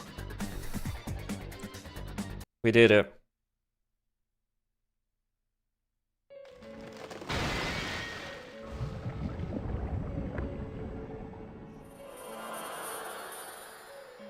The red pillars surrounding us shatter, and the fake Yusuke loses cohesion, while black bubbles burst from it. What looks like glowing grains of sand quietly emerge from it as they get caught up in the fog. The glowing grains disappear into the sky. It really was a chunk of a shadow. You could have trusted me at least on that part, you know. Though that doesn't make me feel better about seeing this happen so many times. Many times? Did you fight a fake version of someone else before coming here? Yeah. It was, a fake you. Me? Huh. Are you alright? Sure. I figured out pretty quick that it wasn't you. These guys aren't trying too hard to act like us. It's not like before when they were trying to upset us. But that makes it even more disturbing. They're not trying to hide, and they're fighting fair. That seems really fishy in itself. Right? Well, the rule where you have to win one-on-one before moving on seems to be the same as before. But something's telling me we shouldn't believe everything they're saying either. Yusuke is right. It suddenly looks like the culprit has come to settle this fair and square, but he's also taken Mitsuru-san and the town's hostages, leaving us no choice but to fight. Which means there must be a reason they're so dominant on fighting us one-on-one. That reminds me, is Teddy okay? Have you seen anyone else? Huh? Oh, Teddy sniffed out Yukiko with that nose of his and took off to find her. Some help that guy was. You have no idea how much trouble I had to go through to find you. Well, you showed up just in time to save me. Anyway, I'm relieved to hear Teddy's nose is working. Let's leave the others to him. We need to get to Yasogami High. There's not much time left until this supposed end of the world. Whoa, wait a sec. That fake said the same thing, but why Yasogami High? I don't know why, but it looks like that's where we have to go. See? Oh, it's the tower off in the distance. When I point to where I saw the tower, Yusuke rushes over to the fence. His flustered expression changes to surprise on seeing the tower looming on the hill past the hazy red fog. Is that Yasogami High? What's happened to it? We'll have to go there and find out. Mitsuru-san and her friends are probably there too. Damn it, everything's going according to their plan, huh? Yeah, but we have to do this. I'll be counting on your help, Yosuke. What's the matter? Nah, you're right. It's not that there's nothing we can do without each other. It's that with each other, we can do anything. That's right. If the P1 Climax rules say we have to fight one-on-one, then we'll obey them. But we're definitely not incapable of doing anything without crowding together. Each of us can be as strong as we need to be if it's for the sake of the others, and we believe in that cause. Sorry. Guess I wasn't thinking straight. Let's go, partner. I nod. Yusuke looks like he's overcome his doubts, and together we run towards Yasogami High through the maze-like town. Eventually, we reach the base of the hill, where we discover a sign with an arrow pointing towards the P1 Climax main site. It's no longer a maze from here on. There's a little bit of distortion, but it's the usual school route I remember taking every day. If I ignore the P1 Climax flyers plastered everywhere, like election posters, that is. How much more are they going to bring up those painful memories? Whoa! Yosuke suddenly stops his complaining. What just comes into view for both of us is strangely decorated school building, just like in the P1 Grand Prix from the other day, and that bizarre tower that looms over the rooftop. Holy crap! It really is on top of our school. Why is it so big? That voice! Was that Yukiko? Let's hurry. After nodding to each other, we make a dash towards the Yasugami High main gate. Please be safe, Yukiko.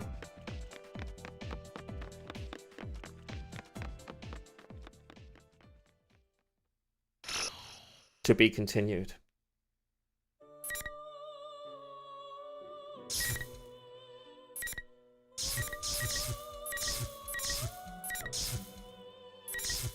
Okay, so we have to go this way.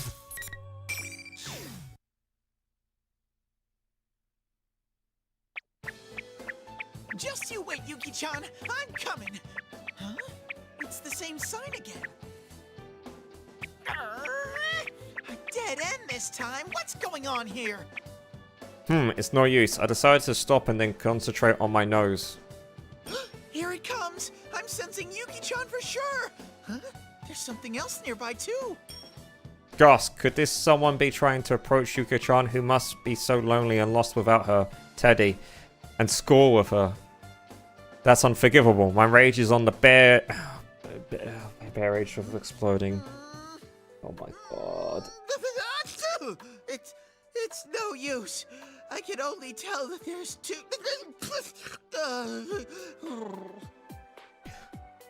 Of the two readings, Yukicho, one of them seems a bit weird. How did I put this? It was like that sensei that melted earlier. Could it be someone's fake? This isn't good. My nose just won't listen. I mean, work. I don't even know where I am anymore. I wonder if Yosuke managed to find Sensei. What are you acting like a lost kid for, you idiot? Ah! It's a ghost! Oh no, it's gonna be bear puns for days. It is none other than I, General Teddy! Where's your salute? It's that shameless imposter again. What's with his inflated ego? First we defeated a fake sensei, and now a fake me shows up? Worse yet, this is the bizarre fake that caused me so much hassle the other day. Looks like I better give it a piece of my mind. Seriously, what a bearden you are! If you keep dawdling Please. around, the world will Yes, go kablooey! Persona again. Yes. Except for playing a fighting game. He's making a comeback. It's all... Oh, wait, hang on. That's right. I can't waste my time here. Hey, why is this fake telling me that? Oh, is this reverse psychology? Is this really... Okay. You can try to nudge me along all you want, but I'm not fooled. You're an imposter after my good name. Oh, what a rude bear. Oh, no worry. Saying such Persona things 3 after Reloaded I is coming tried to back be as well kind. at some point. Well then, Soon-ish. I'll tell you something especially good. Oh, God. It does not matter whether I'm real or an imposter. Have you forgotten? You are the same as me. Nothing but a mere shadow. Eep, what's going on here? Just when I thought the fake stopped cosplaying as that puffed up general, its voice suddenly changed. Oh god. How dare he say that I'm the same as a shadow? It's so mean. That's not true.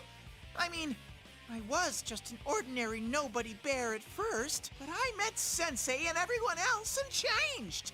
I'm the one, the only Teddy. Sensei said so. Then tell me this. What would you be if you didn't have your friend? Teddy getting humbled. If you are unable to be yourself until recognized by another. I know, I've got Persona 3 Reloaded on a different console, so I have to replay the beginning bit again. So I just got to get back to where I was before, and then I can start streaming it again.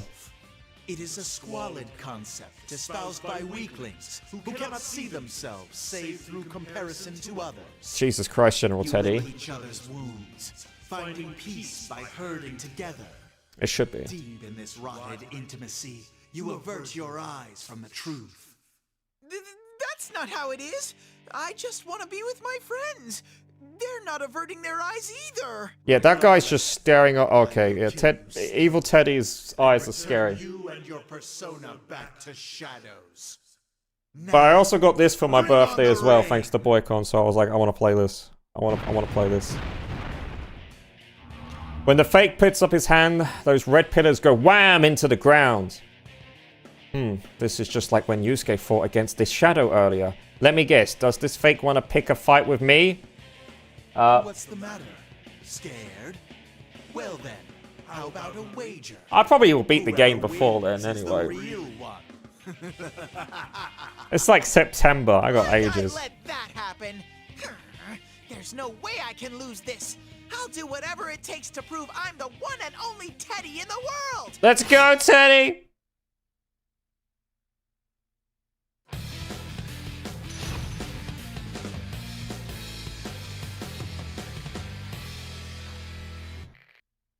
I know they got, like, if you get the season pass, there's like a load of...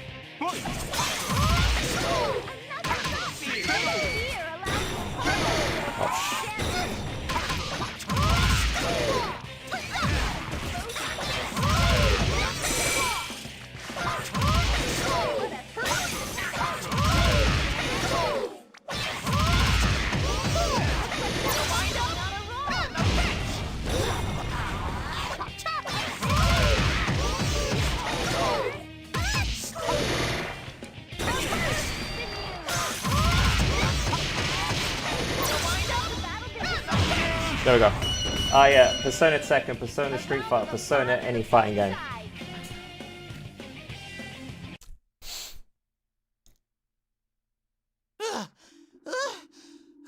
Persona Fighting Ball Z. I get to keep being the real Teddy. Yeah, I did Is it. fighting always this tiring? Yes. I feel more pooped than usual. This feels like mirror mode, pretty much. When I get a chance to catch my breath, the pillars split down and the middle, and then the red fog has thinned while I was fighting comes drifting in and moistens my adorable bod. This fog again. Well, that'll do. Humph, was this the fake not really a fake? When Yusuke won, the fake went all gloop and got melty, so why is this one still standing normally? A shadow with an ego. I thought it could be suitable for my scheme, but it seems I'll have to use the other instead. When General Teddy opens his palm, I can see those shiny tinges in it. Then, just like that, they go flying into the sky like the wind blew them away. What are those shiny tinges? I think I saw them when Yusuke was fighting too. Come on, what are you staring at? Your friends are already headed to the school. Why aren't you on your way to meet them? I released a short today where I get killed by a creeper. Some villager was using my bed. I get annoyed at the villager, and then I just turn around and the creeper's like, now you... Why aren't you acting more evil? You. Yeesh. What a noisy bear. Your complaint doesn't make any sense either. Anyway, just hurry up and come to the high school. We're gonna settle the score once and for all there. Yeah. But we've done it where we fought... what's the three-headed wither? We've done it where we fought a three-headed wither and the ender dragon at the same time. Before I could stop him, General Teddy disappears into the red fog. But I did hear him say that everyone is headed to school. Where are they going? As best as like, okay, he's... What is that? There's a huge tower standing where Sensei's high school should be. And what's that red fog swirling around? I think I smell danger from it. Oh no. I think for a moment, it looks like something's bad's happened to Sensei's school. But I promised Yusuke that I find Yuki-chan. My nose is still all running, but Yuki-chan's smell hasn't moved from that spot yet, so I know what I have to do. If the others are headed to the school, then I need to get to Yuki-chan. I'm sure Sensei and the rest can So handle yeah, everything yeah, over Solo there. die, exactly. Ah, wait for me, Yuki-chan! Your adorable Teddy is rushing to you at Yeah, once! I was streaming it and then I died to the creeper, and it's happened twice where I get so far the creeper blows me up and I'm like, oh okay, well, I guess I'll just go myself then. And it was worse, he blew up my bed.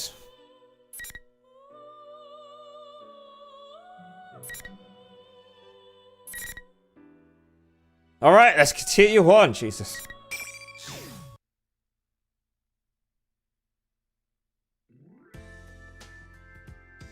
Yikes.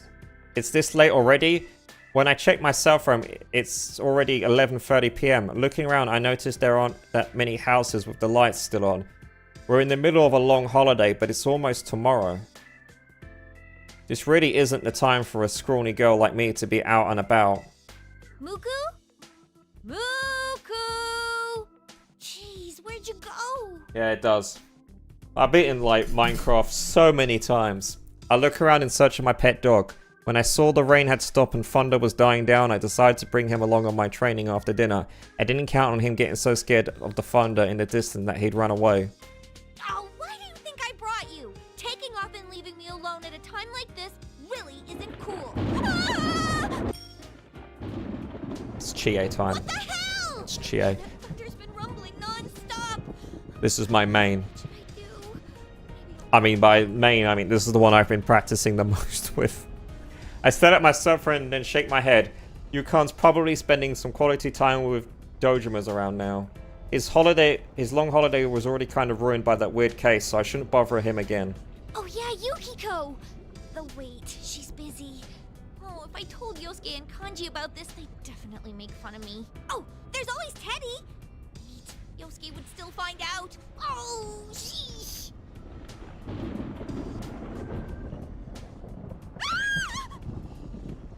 I'm gonna try avoid any chance of coming in.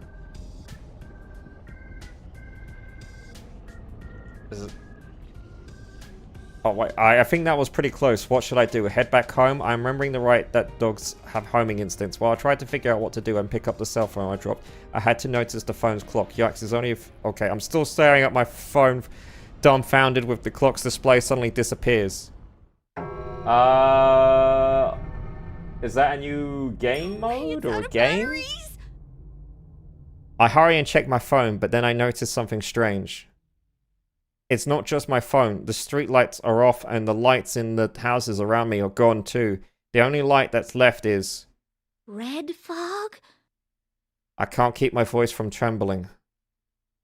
Something weird is going on, so why isn't anyone coming out from their houses? Why is it so quiet? It seems almost like the town's deserted, actually. A new gacha exploring game by Kuro Games. There's no way that would happen. What was I thinking? I don't play a lot of gacha games anymore. They shut down like the Nier one I was playing, and I'm like, I can't be asked to play anymore.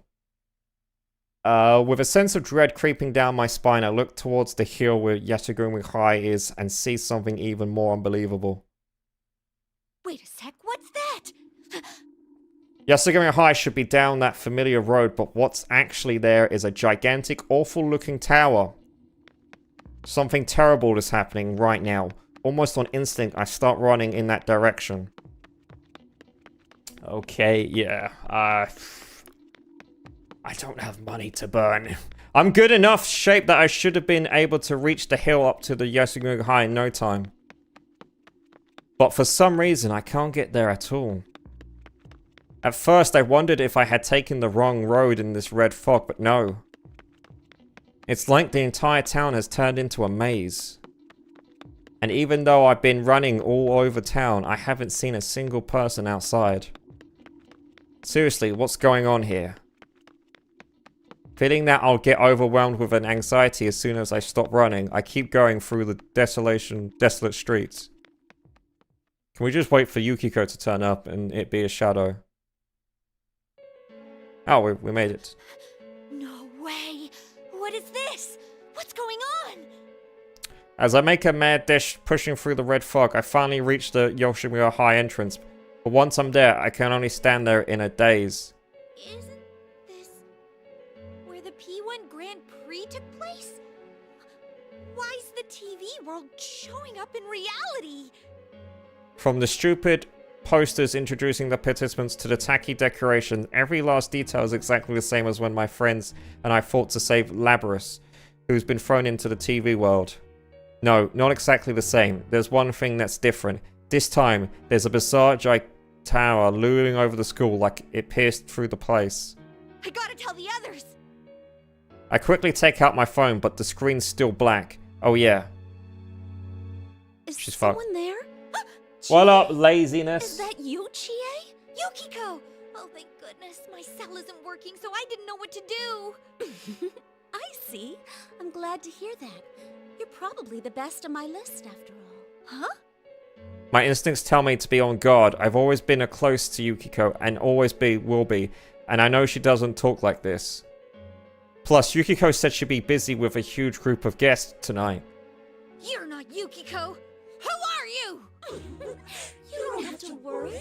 I was never intending to deceive you. I need you to die for me fair and square. Jesus. Alright, Alice. What? Wait a sec. Who are you? Why are you after me? Why? You see, I'm your enemy. Oh man, okay man, gotta leave to rest Me? for good. Alright, see you, Becca Plays. Thanks for stopping by. Have a good rest of your day. Sounds like a good time for me. General Alright, time to kick to explain Yukiko's what's going ass. on. General Teddy? Why are you here? I mean, you were Labras's... Blah, so nitpicky. With that level of nagging, I worry that you're already turning into an old maid, Chie-chan. What? Look, it doesn't matter. Anyway, that's not Yuki-chan. It's a total fake It's that a I made. fake! So there's no It's a need to worry phony, at all. guys! You can pulverize her to your heart's content. You little... There's no need to worry at all. You Yes. took the time to make it look like Yukiko, so don't give me that crap. Oh, really? Let's go kick some ass. Come on, can we kick some ass? Persona!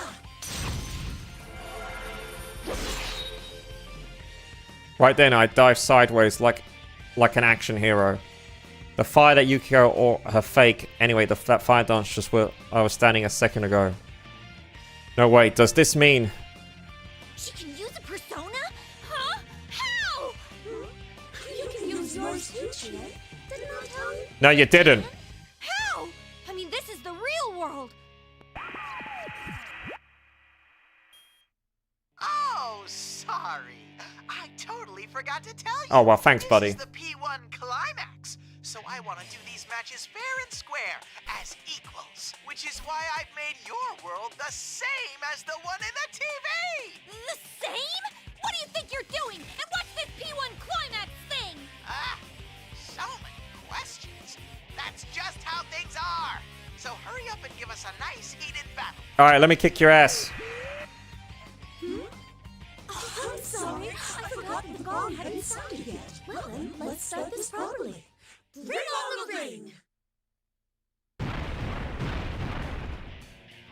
The fake Yukiko raises her hand to the sky. Seems like that was a signal because 4 red pillars come falling down from the sky and slam into the ground, surrounding her and me. Whoa, these are just like the ring posts in the martial arts matches.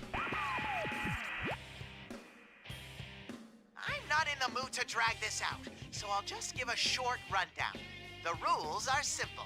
Win and you get to move on.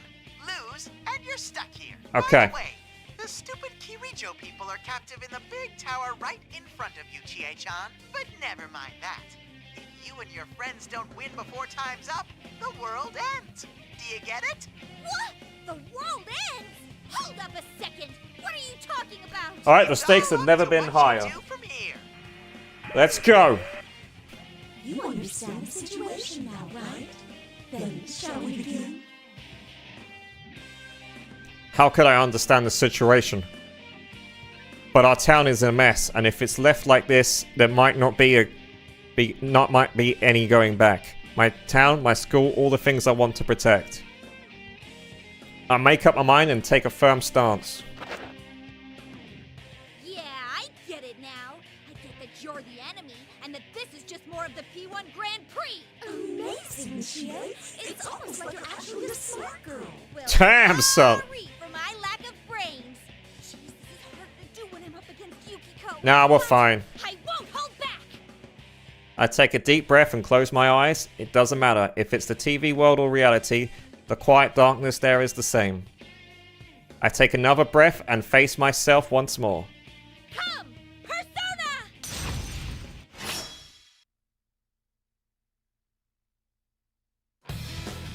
Okay, here we go.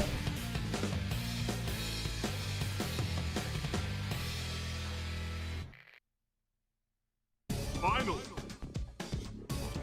Fight!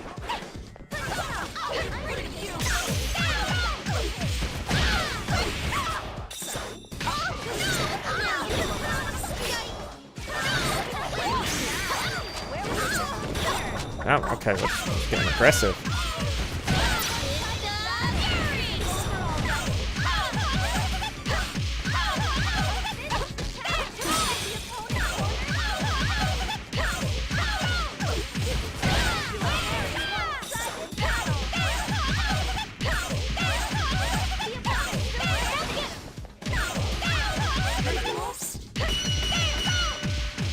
Alright, announcement over. Until next time.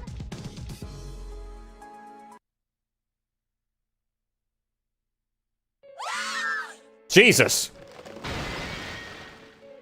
As if signaling the end of the fierce battle, a crunching sound echoes through the area, and the red pillars shatter.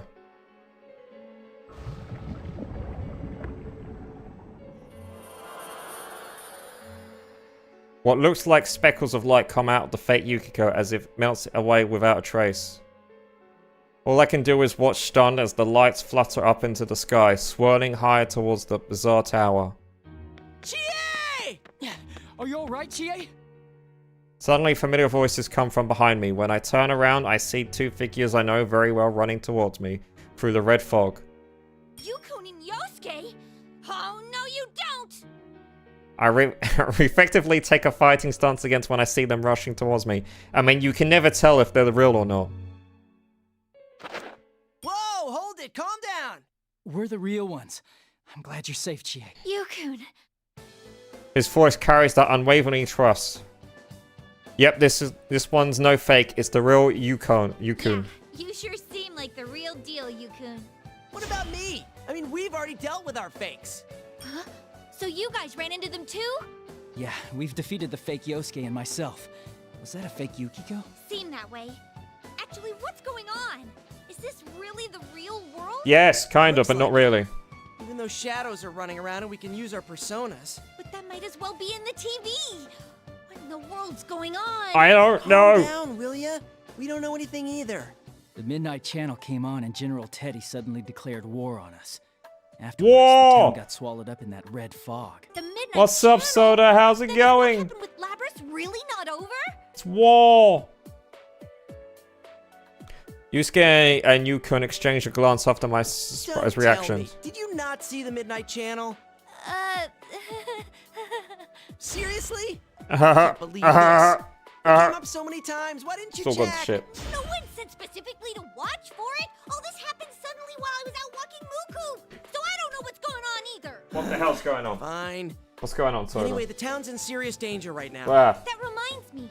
General Teddy said something earlier about the world ending. Yes, the Right. end of the world. as General we know it. Teddy says that if we don't win this tournament within the hour, There we the go. world will end.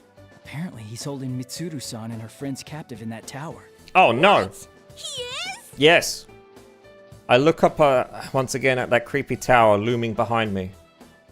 That General Teddy talked a lot about things fair and square, but he's taken hostages and messed up our town. What choice do we have but to fight? Actually, What is happening? It's the end of the Where's world. Yukiko? And is Kanji-kun okay? It's Teddy's the end of the headed over world. to This Yukiko, basically is and the I end of the doubt world. They've Kanji got an will go hour down to that easily. We don't have any time save right the now. world Let's by leave those two with the fighting others. each We other. need to go rescue Mitsuru-san's group at once. That's what's happening. Ah, yes. Classic. What should I do? What do I need to do? I understand what Yukiko is saying, and I get that the situation's bad, but I'm still worried about Yukiko, and I can't make up my mind. Chie, believe in your friends. He's right. If I go off selfishly looking for Yukiko, the world could be in even more danger. Yukiko and Kanji-kun are both good friends who fought alongside me this long. They're not so weak that some fake Teddy could take them down. I'll do what I have to do. I make sure to look back into Yukiko-kun's kind eyes before nodding heartily. Let's go, Ryu-kun? Alright, we're off to only a mere challenge for exactly Soda. That's just a minor inconvenience. Oh, who the hell's that? Yeah, you're gonna believe in your friends and be the winners of the P1 Climax, is that right? Playing friends here? That's freaking lame. Ah, so lame. My name's Sho Minazuki, and you guys are in my world now. Okay. Come on, no need to get all nervous. I came all this way to say hello. Suddenly, the eyes of this shoe guy gleam red. I have no idea what's happening. What is this? Even though we're standing a little away from him, all three of us are suddenly glued to where we stand by some immense pressure, like we're suddenly at the bottom of the ocean. Oh shit. A little whoopsie. I can't move! It's not like we're being pressed towards the ground, it's just like an intense pressure pushing in on us from all directions. I've never felt anything like it before, but it's making every bone in my body creak like they could snap at any moment. You look like you're in pain. The look on your faces is just epic. Oh yeah, that's the stuff. Man, this power's useful. Oh right. Good evening. I'm Sho Minazuki, the culprit behind these shenanigans. Oh, he's the bad guy. You are? That's right. This is a fighting I'm the game. one that invited you here, and I'm showing myself right now. Now that I've shown There's you just the a way hell of a here, lot of it's time story. for a showdown with Sho. Like the first fight took an hour to get to. That ain't funny. And it was just pure dialogue. Laugh. Wasn't it funny? Come on. So much story. I guess I'll dismantle one of them. I doubt that'll matter much. What? What's with this guy? He's definitely not normal. He was laughing like an idiot a moment ago, but all of a sudden he's thrusting his sword at Yusuke's neck. This is bad. If I could at least get my legs to move, I could kick away that sword before it hits Yusuke. Is this guy really the culprit we're after? Oh, come on. Why right now?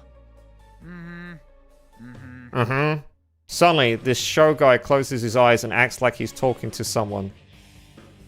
No, wait, a persona? Come on, could he have someone on his side with a power like Rise-chan's? After Sho finishes talking to whoever it is, he turns towards us and laughs like everything's normal. Sorry, we got more guests of honor. You guys are just the ginger on the side of the sushi, so all you get to do is look for your friends in the tower. But we have plenty of fun in store for the investigation team. You'll sure look forward to it. Oh my fucking god. Why? It's like if One Piece was a game. It's an anime! Well, you know One Piece has games, right? What, another joke? The way he acts is definitely isn't normal. If it's only once he's completely disappeared that we finally release from this pressure, gasping for breath. Damn it! What's with that guy? Is he really the culprit? He's probably one of them. We have to hurry and go after him! He's way too dangerous to leave him be! No. Teddy, Yukiko, and Kanji are still in town. If Teddy's nose is working, they may have met up already. So we're gonna leave that guy to just Teddy and Kanji? I mean, Naoto and Rise might find their way here, but... No, that show guy said they have more guests of honor now. At the very least, he's not after us for the time being. Oh. Wait, but what's that supposed to mean? Who are these guests of honor? When we watched the Midnight Channel, Labris wasn't one of the captives it showed. The Shadow Operatives are Mitsuru-san's team. But no one said the ones we met are the only members. If their leader is in danger, it's only natural they'd send a rescue squad. Oh, right! Also, after the thing with Labris, Mitsuru-san mentioned something about maybe having some idea who the culprit might have been. If that culprit is the show we met, it wouldn't be strange if he already knew Mitsuru-san and her team from before he met us. So, the guests Okay, of you honor getting all this? mentioned could be the other Shadow Operatives. Come to rescue Mitsuru-san's group. That's right. Sho is underestimating us. If Yukiko and the others meet up with the Shadow Operative backup, They won't lose easily, not even to Sho. Wow, you really are smart. All right, if that's the case, we should get up this tower quick and rescue Mitsuru-san's group while he's not around. Yeah. Alright. Everybody got that? Good. Let's go. Don't forget to smash like and subscribe. Yukiko and Yusuke run on ahead like usual.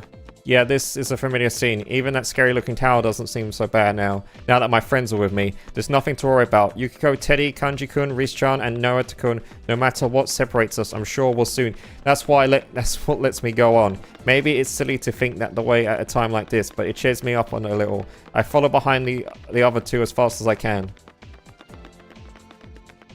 Yay.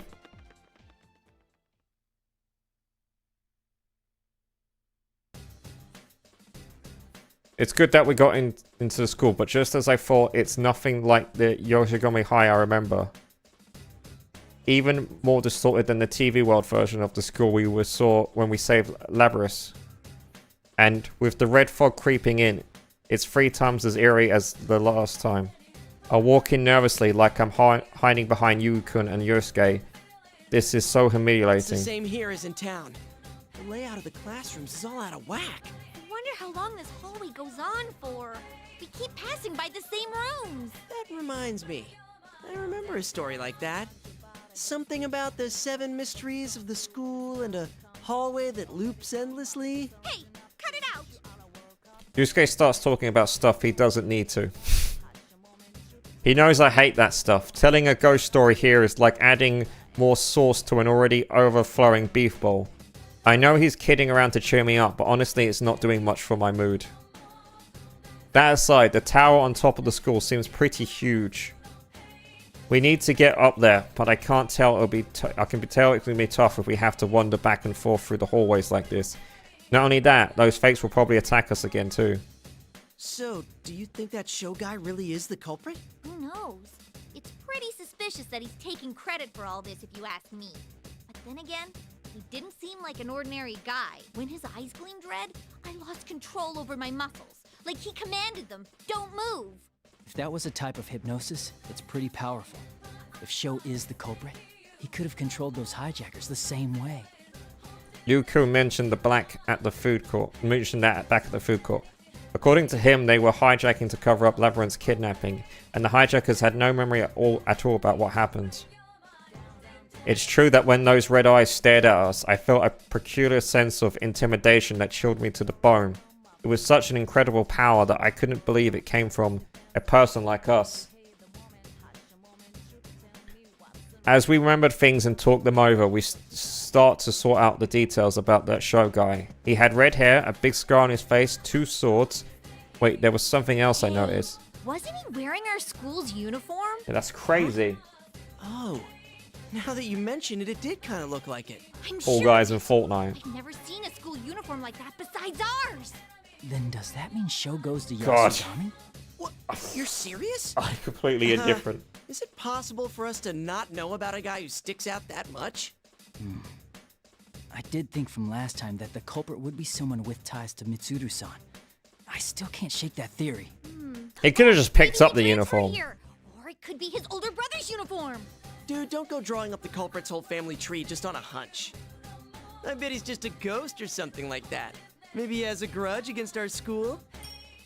That moment, I tried to raise a protest about Yusuke soaring the conversation back to ghost stories. I sensed a presence of some kind up ahead and covered up in the red fog. Yukiko grips the sword at his side. What is it? Be on guard. Don't leave my side.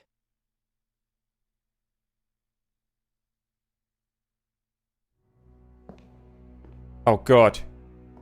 Who is it? Oh my god! No way! You're kidding me. It's a Dutchie! Hey guys, long time no see. Yeah, sorry for all the murdering I did. Adachi-san. Oh shit! To be continued.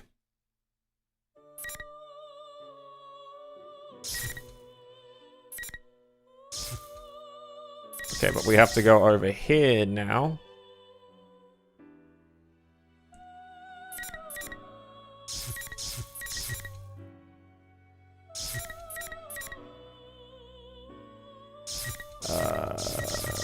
Where is it? Oh, we'll do this one. We'll do this one. We're gonna do this one. My cell phone remains unresponsive and the shopping district is still enveloped in the red fog. What General Teddy said on the Midnight Channel is true. On a hunch that it's a continuation from the last time I dashed out of the inn and ran to the shopping district, but what I saw there was two Kanji-kuns. I dropped my gaze and sighed before looking back at the two Kanji-kuns who seemed to be having a silent stare down. If looks could kill. Hey, Kanji-kun. What's up, Yukiko-senpai? What's up, Yukiko-senpai? I can't help but sigh again as these two Kanji-kuns respond in the stereo. I think one of them is a fake, but they act so much in unison that I can't tell them apart. What's this sort of thing called again? Synchronized swimming? Look, you bastard, don't go bothering Yukiko-senpai. What? You're the one bothering her, you imposter? What was that? I'm the real one! Bullshit! You don't look anything like me, damn it! The two Kanji-kuns start squabbling. Sigh. Kanji-kun is the same in any situation. Actually, these two look like they're getting along pretty well. I'm starting to think that I could just leave them here. You little... Then try this, goddammit! Tell me exactly how old I was when I last wet the bed. Oh, it was when you were in 2nd grade, right? Why do you know that? Why do you know that? Your mother told me once. Sorry, I don't have any more time to waste. Oh, I know. What if we say the one who can summon his persona is the real one?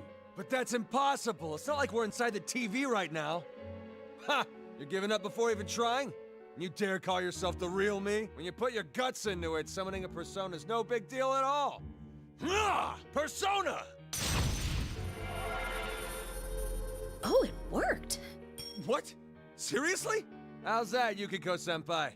Now you know I'm the real one. Oh, no you don't, you bastard! If you could do it, so can I! Come on out! Persona! Whoa! That actually worked! Hey, what are you copying me for, damn it? What? You're the one copying me! And we're back to square one.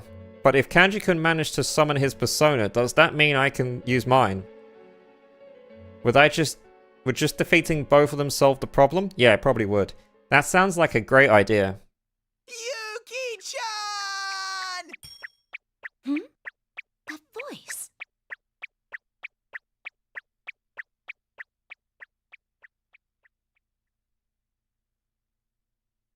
Okay, we really need to fade to black there. When I look towards the fog where the familiar voice comes from, a familiar looking round shadow is approaching me. Could that be a shadow? Persona! Ah! Why? How cruel! I'm your precious teddy bear! Wait, Teddy? He seems exhausted, but this is indeed Teddy, though I can't tell if he's the real one or not. Yuki-chan, you weren't thinking I might be an imposter, were you? Well, maybe a little. So mean! Just take a look at my fur! It's a barrant that I'm the my real God. Teddy! See? Why, Teddy? Why you do this to me? Why you do this to me? Teddy goes from okay. Goodbye, Teddy. Teddy ends up embracing the ground with an odd groan. I wonder if that was a bit mean. Cruel! I mean, I can't tell if you're the real one or not. But I keep telling you I am! I just beat the fake me a minute ago! I want to believe you, but I'm already having a hard time telling which of these two is which. You just need to use the power of love to tell them apart. Huh? You can tell the difference? Of course I can! My love for you would never, ever be fooled by a fake. Then can I leave this to you? Huh? Leave what to me? Ted, perfect timing. You know I'm the real one, right? Ah! A double serving of kanji? So these were the two things I was sensing near Yuki-chan. That's why I'll leave it to your love to tell them apart. Impossible! I'm completely, totally vetoing this idea. I mean, there's no love involved. The hell did you just say? You Should be able to at least tell the difference, damn it! Ah! Both of those sound like things Kanji would say. So that's the limit of your love for Kanji-kun. Can we just say that they're both fake? That's what it comes down to in the end, right? What? Why are you listening to him? Would that be bad? Of course it would. Assuming that from the start, it's pretty messed up. Oh, I know. Could you use your nose to figure this out, Teddy?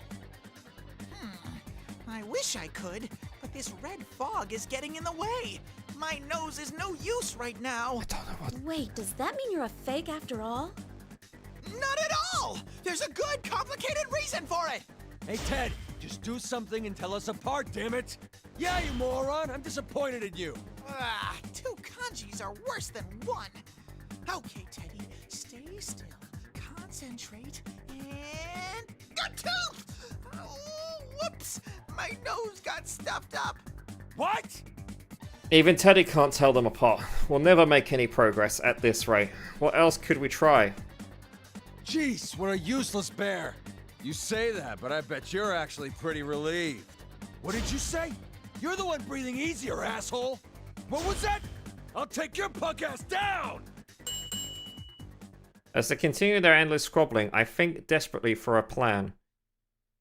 As soon as I get an idea, I whisper to Teddy, "This might work." Ooh, good idea, Yuki-chan! Well then, let's bring it on! People of Inaba, welcome! It's time for Who's the Best Inaba Resident? Huh? What the? Question number 1. How many stories is Yasogami High School's classroom building? We're really doing this? It's 3 stories. You bastard! It was my turn to answer! Correct! Now on to question number 2. Every day is Customer Appreciation Day at the supermarket Junes. How many stories does it have? 2 stories! Correct! Now for question number 3. From Shiroku's store, how many buildings away is the Moel gas station?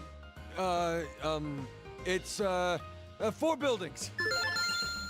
Correct! What the hell is going Number on? 4. Take the sum of the numbers in the answer so far. Multiply by 8 and divide that by 3. What do you get? Huh? Wait, what does that have to do with being an Inaba resident? Too easy. It's 24. Correct again! And... You're the culprit!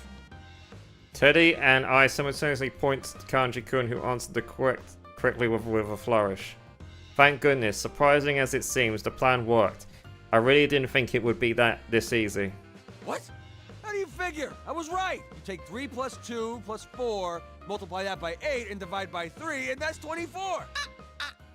You don't get it. There's no way Kanji could do math like that.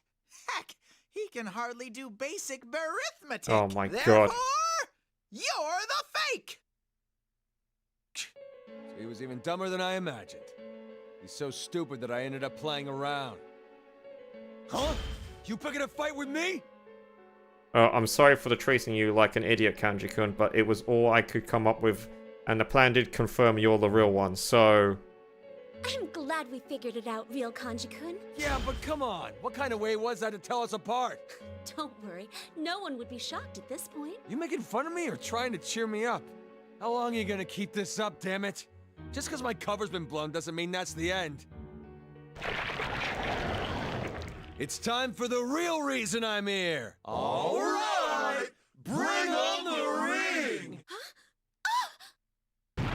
Oh, okay, fighting time. As soon as the fake Kanji-kun cries out, 4 red pillars fall around us. They slam into the ground with heavy sounds and give off a dull light. There's a signal in this fog covering town. At the same time, the fake Kanji-kun who called down the pillars suddenly starts grunting for some reason. The way he's talking now, is that... This again? Kanji seems dangerous. Now let's get this full-on muscle-on-muscle battle going. I can't wait to get you in a hold. This bastard again. A full-on battle, huh? Fine, you're on. That didn't make them any less overblown. Can't we just leave these two here? Yuki-chan, your inner thoughts are leaking out. Oh? I'm totally okay with me, you know. You could just stay here, but you can't go on unless you beat me raw. Won't that be trouble for you? Huh? Is that true, Teddy? It seems like it. When those red pillars glow, it makes these invisible walls, just like the last P1 Grand Prix. Oh, no. That's right! Until someone takes me to heaven, none of you are going. Oh, Jesus. Why, man? Why? I'll do it then. I need a refresher. Whoa, hold it! That's my shadow. I can deal with my own crap. I'm gonna pass. It's too early for me to step into that world. Huh? Damn it, Teddy! I told you that's not how I am. Jeez. Well, then let's decide with rock, paper, scissors. That's fair, right? We'll just go Yuki. Go.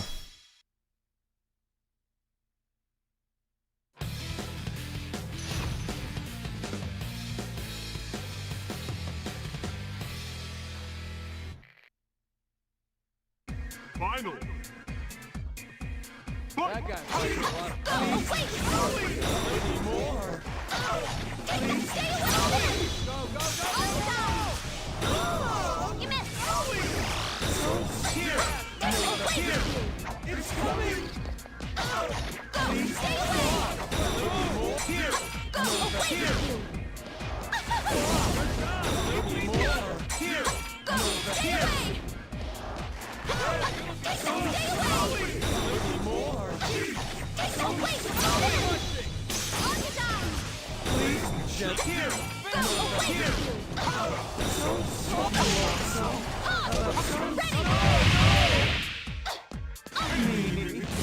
Yep, okay, we're good. Oh yeah! I like your style.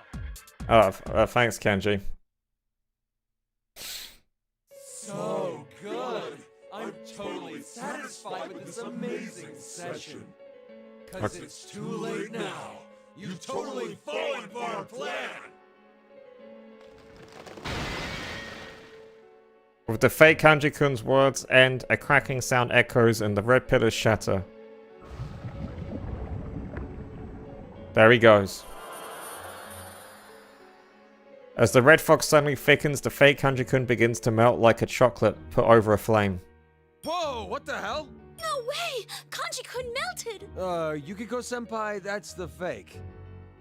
We watched in surprise as the fake Kanji-kun completely melts, and then what looks like a golden powder comes flying out of the puddle. The powder shimmers a bit before it mixes with the fog and vanishes into the sky. Wait, does this mean that wasn't my shadow? I seriously thought that part of me was coming back for more. Oh, nope. General Teddy made that fake by kneading up a chunk of a shadow. Seriously? Then all we had to do from the start was beat the crap out of it. That's not my fault. You two were the ones getting all up in each other's faces. Hey, Teddy. Could that General Teddy be the culprit after all? Wouldn't that make him the one behind Labrys's problems too? I don't really know about that. Who is that General Teddy anyway? All I know is that he's an imposter of mine. Huh? If you don't know, then there's no way we'd know. But if he can do this to our town, then he's not an ordinary person. No! You got that right. Didn't they say he brainwashed the hijackers when Labrys got kidnapped? Indeed, for example, even if the culprit happens to be a Persona user like us, covering the whole town in red fog and creating fakes of us from shadows beyond what a normal person can do. I'm sure there must be something bigger lurking behind this case. And that's not all. There's one other thing I noticed. It happened to me too. But when Yuki-chan and Kanji were fighting the fakes, tons of these shiny things were flying out. What do you mean, shiny things? Oh, I think I know. That's what we saw when the fake Kanji-kun was melting too, right? Yep, you got it. That stuff never used to come out when we fought. What could it be? Good question. Also, how should I put this? It seems like fighting in this fog is tiring everyone out faster than usual. Huh? Yeah, now that you mention it. It's like when we would go into the TV world without Teddy's glasses. Huh? That reminds me. We haven't tested out the glasses. If you need them, I have some right here. No, that's okay. It's true that I can't see very far, but I can still see where I'm going. And the exhaustion comes more when the fighting ends, not during the battle. So, what does that mean? When those shiny things come out after a fight, we get really tired? Jeez, you really are stupid, yeah. aren't you, Kanji? The shiny things and getting tired are two separate things. Or are they? So what then? This is all because you suck at explaining shit. Teddy and Kanji can begin their usual squabbling. They really are good friends, aren't they? But something Kanji-kun said catches my attention, and I start to conjecture a few things. Kanji-kun and conjecturing. No, now's not the time for this. Hold on a second. Sorry. What did you just... Yukiko-senpai? Has Yuki-chan lost it? You're right. Sorry. This is nothing. Okay.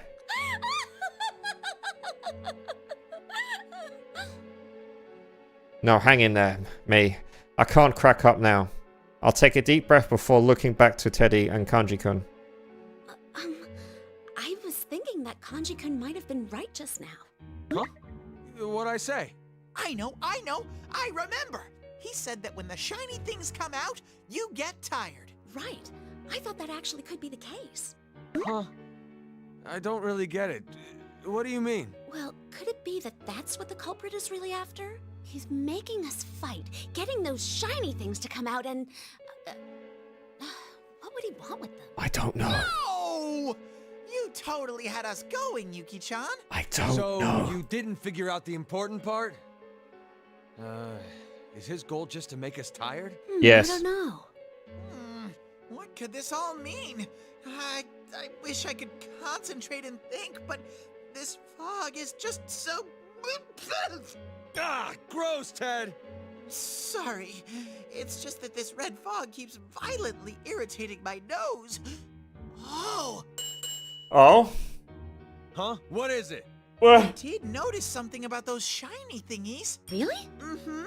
Those shiny thingies have all been flying towards Sensei in your school on the hill. When I fought General Teddy earlier, he told me to head to the school, too. Something smells fishy about that place. Yes. So what's the deal? If you knew something, why didn't you spit it out before? Well, let's go there. If the others noticed it too, I'm sure they're on their way already. Right, well, Teddy, can you lead the way? Let's go. Leave it to me. You two follow me. Blair Chu. As Teddy tries to lead the way, he gives an especially loud sneeze. Should we really be following him? But what we have to trust him for now. He did find Kanji-kun and me, after all. I let Teddy take the lead, sneezing like a foghorn all the way, as we all run together towards Yasogami High.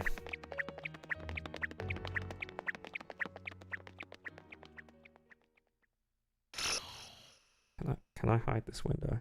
Okay.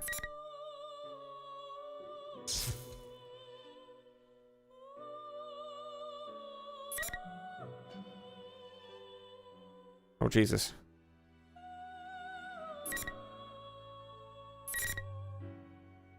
Okay, well, I'm going to leave it for this part.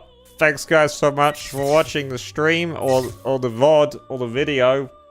I'll see you guys on the next one.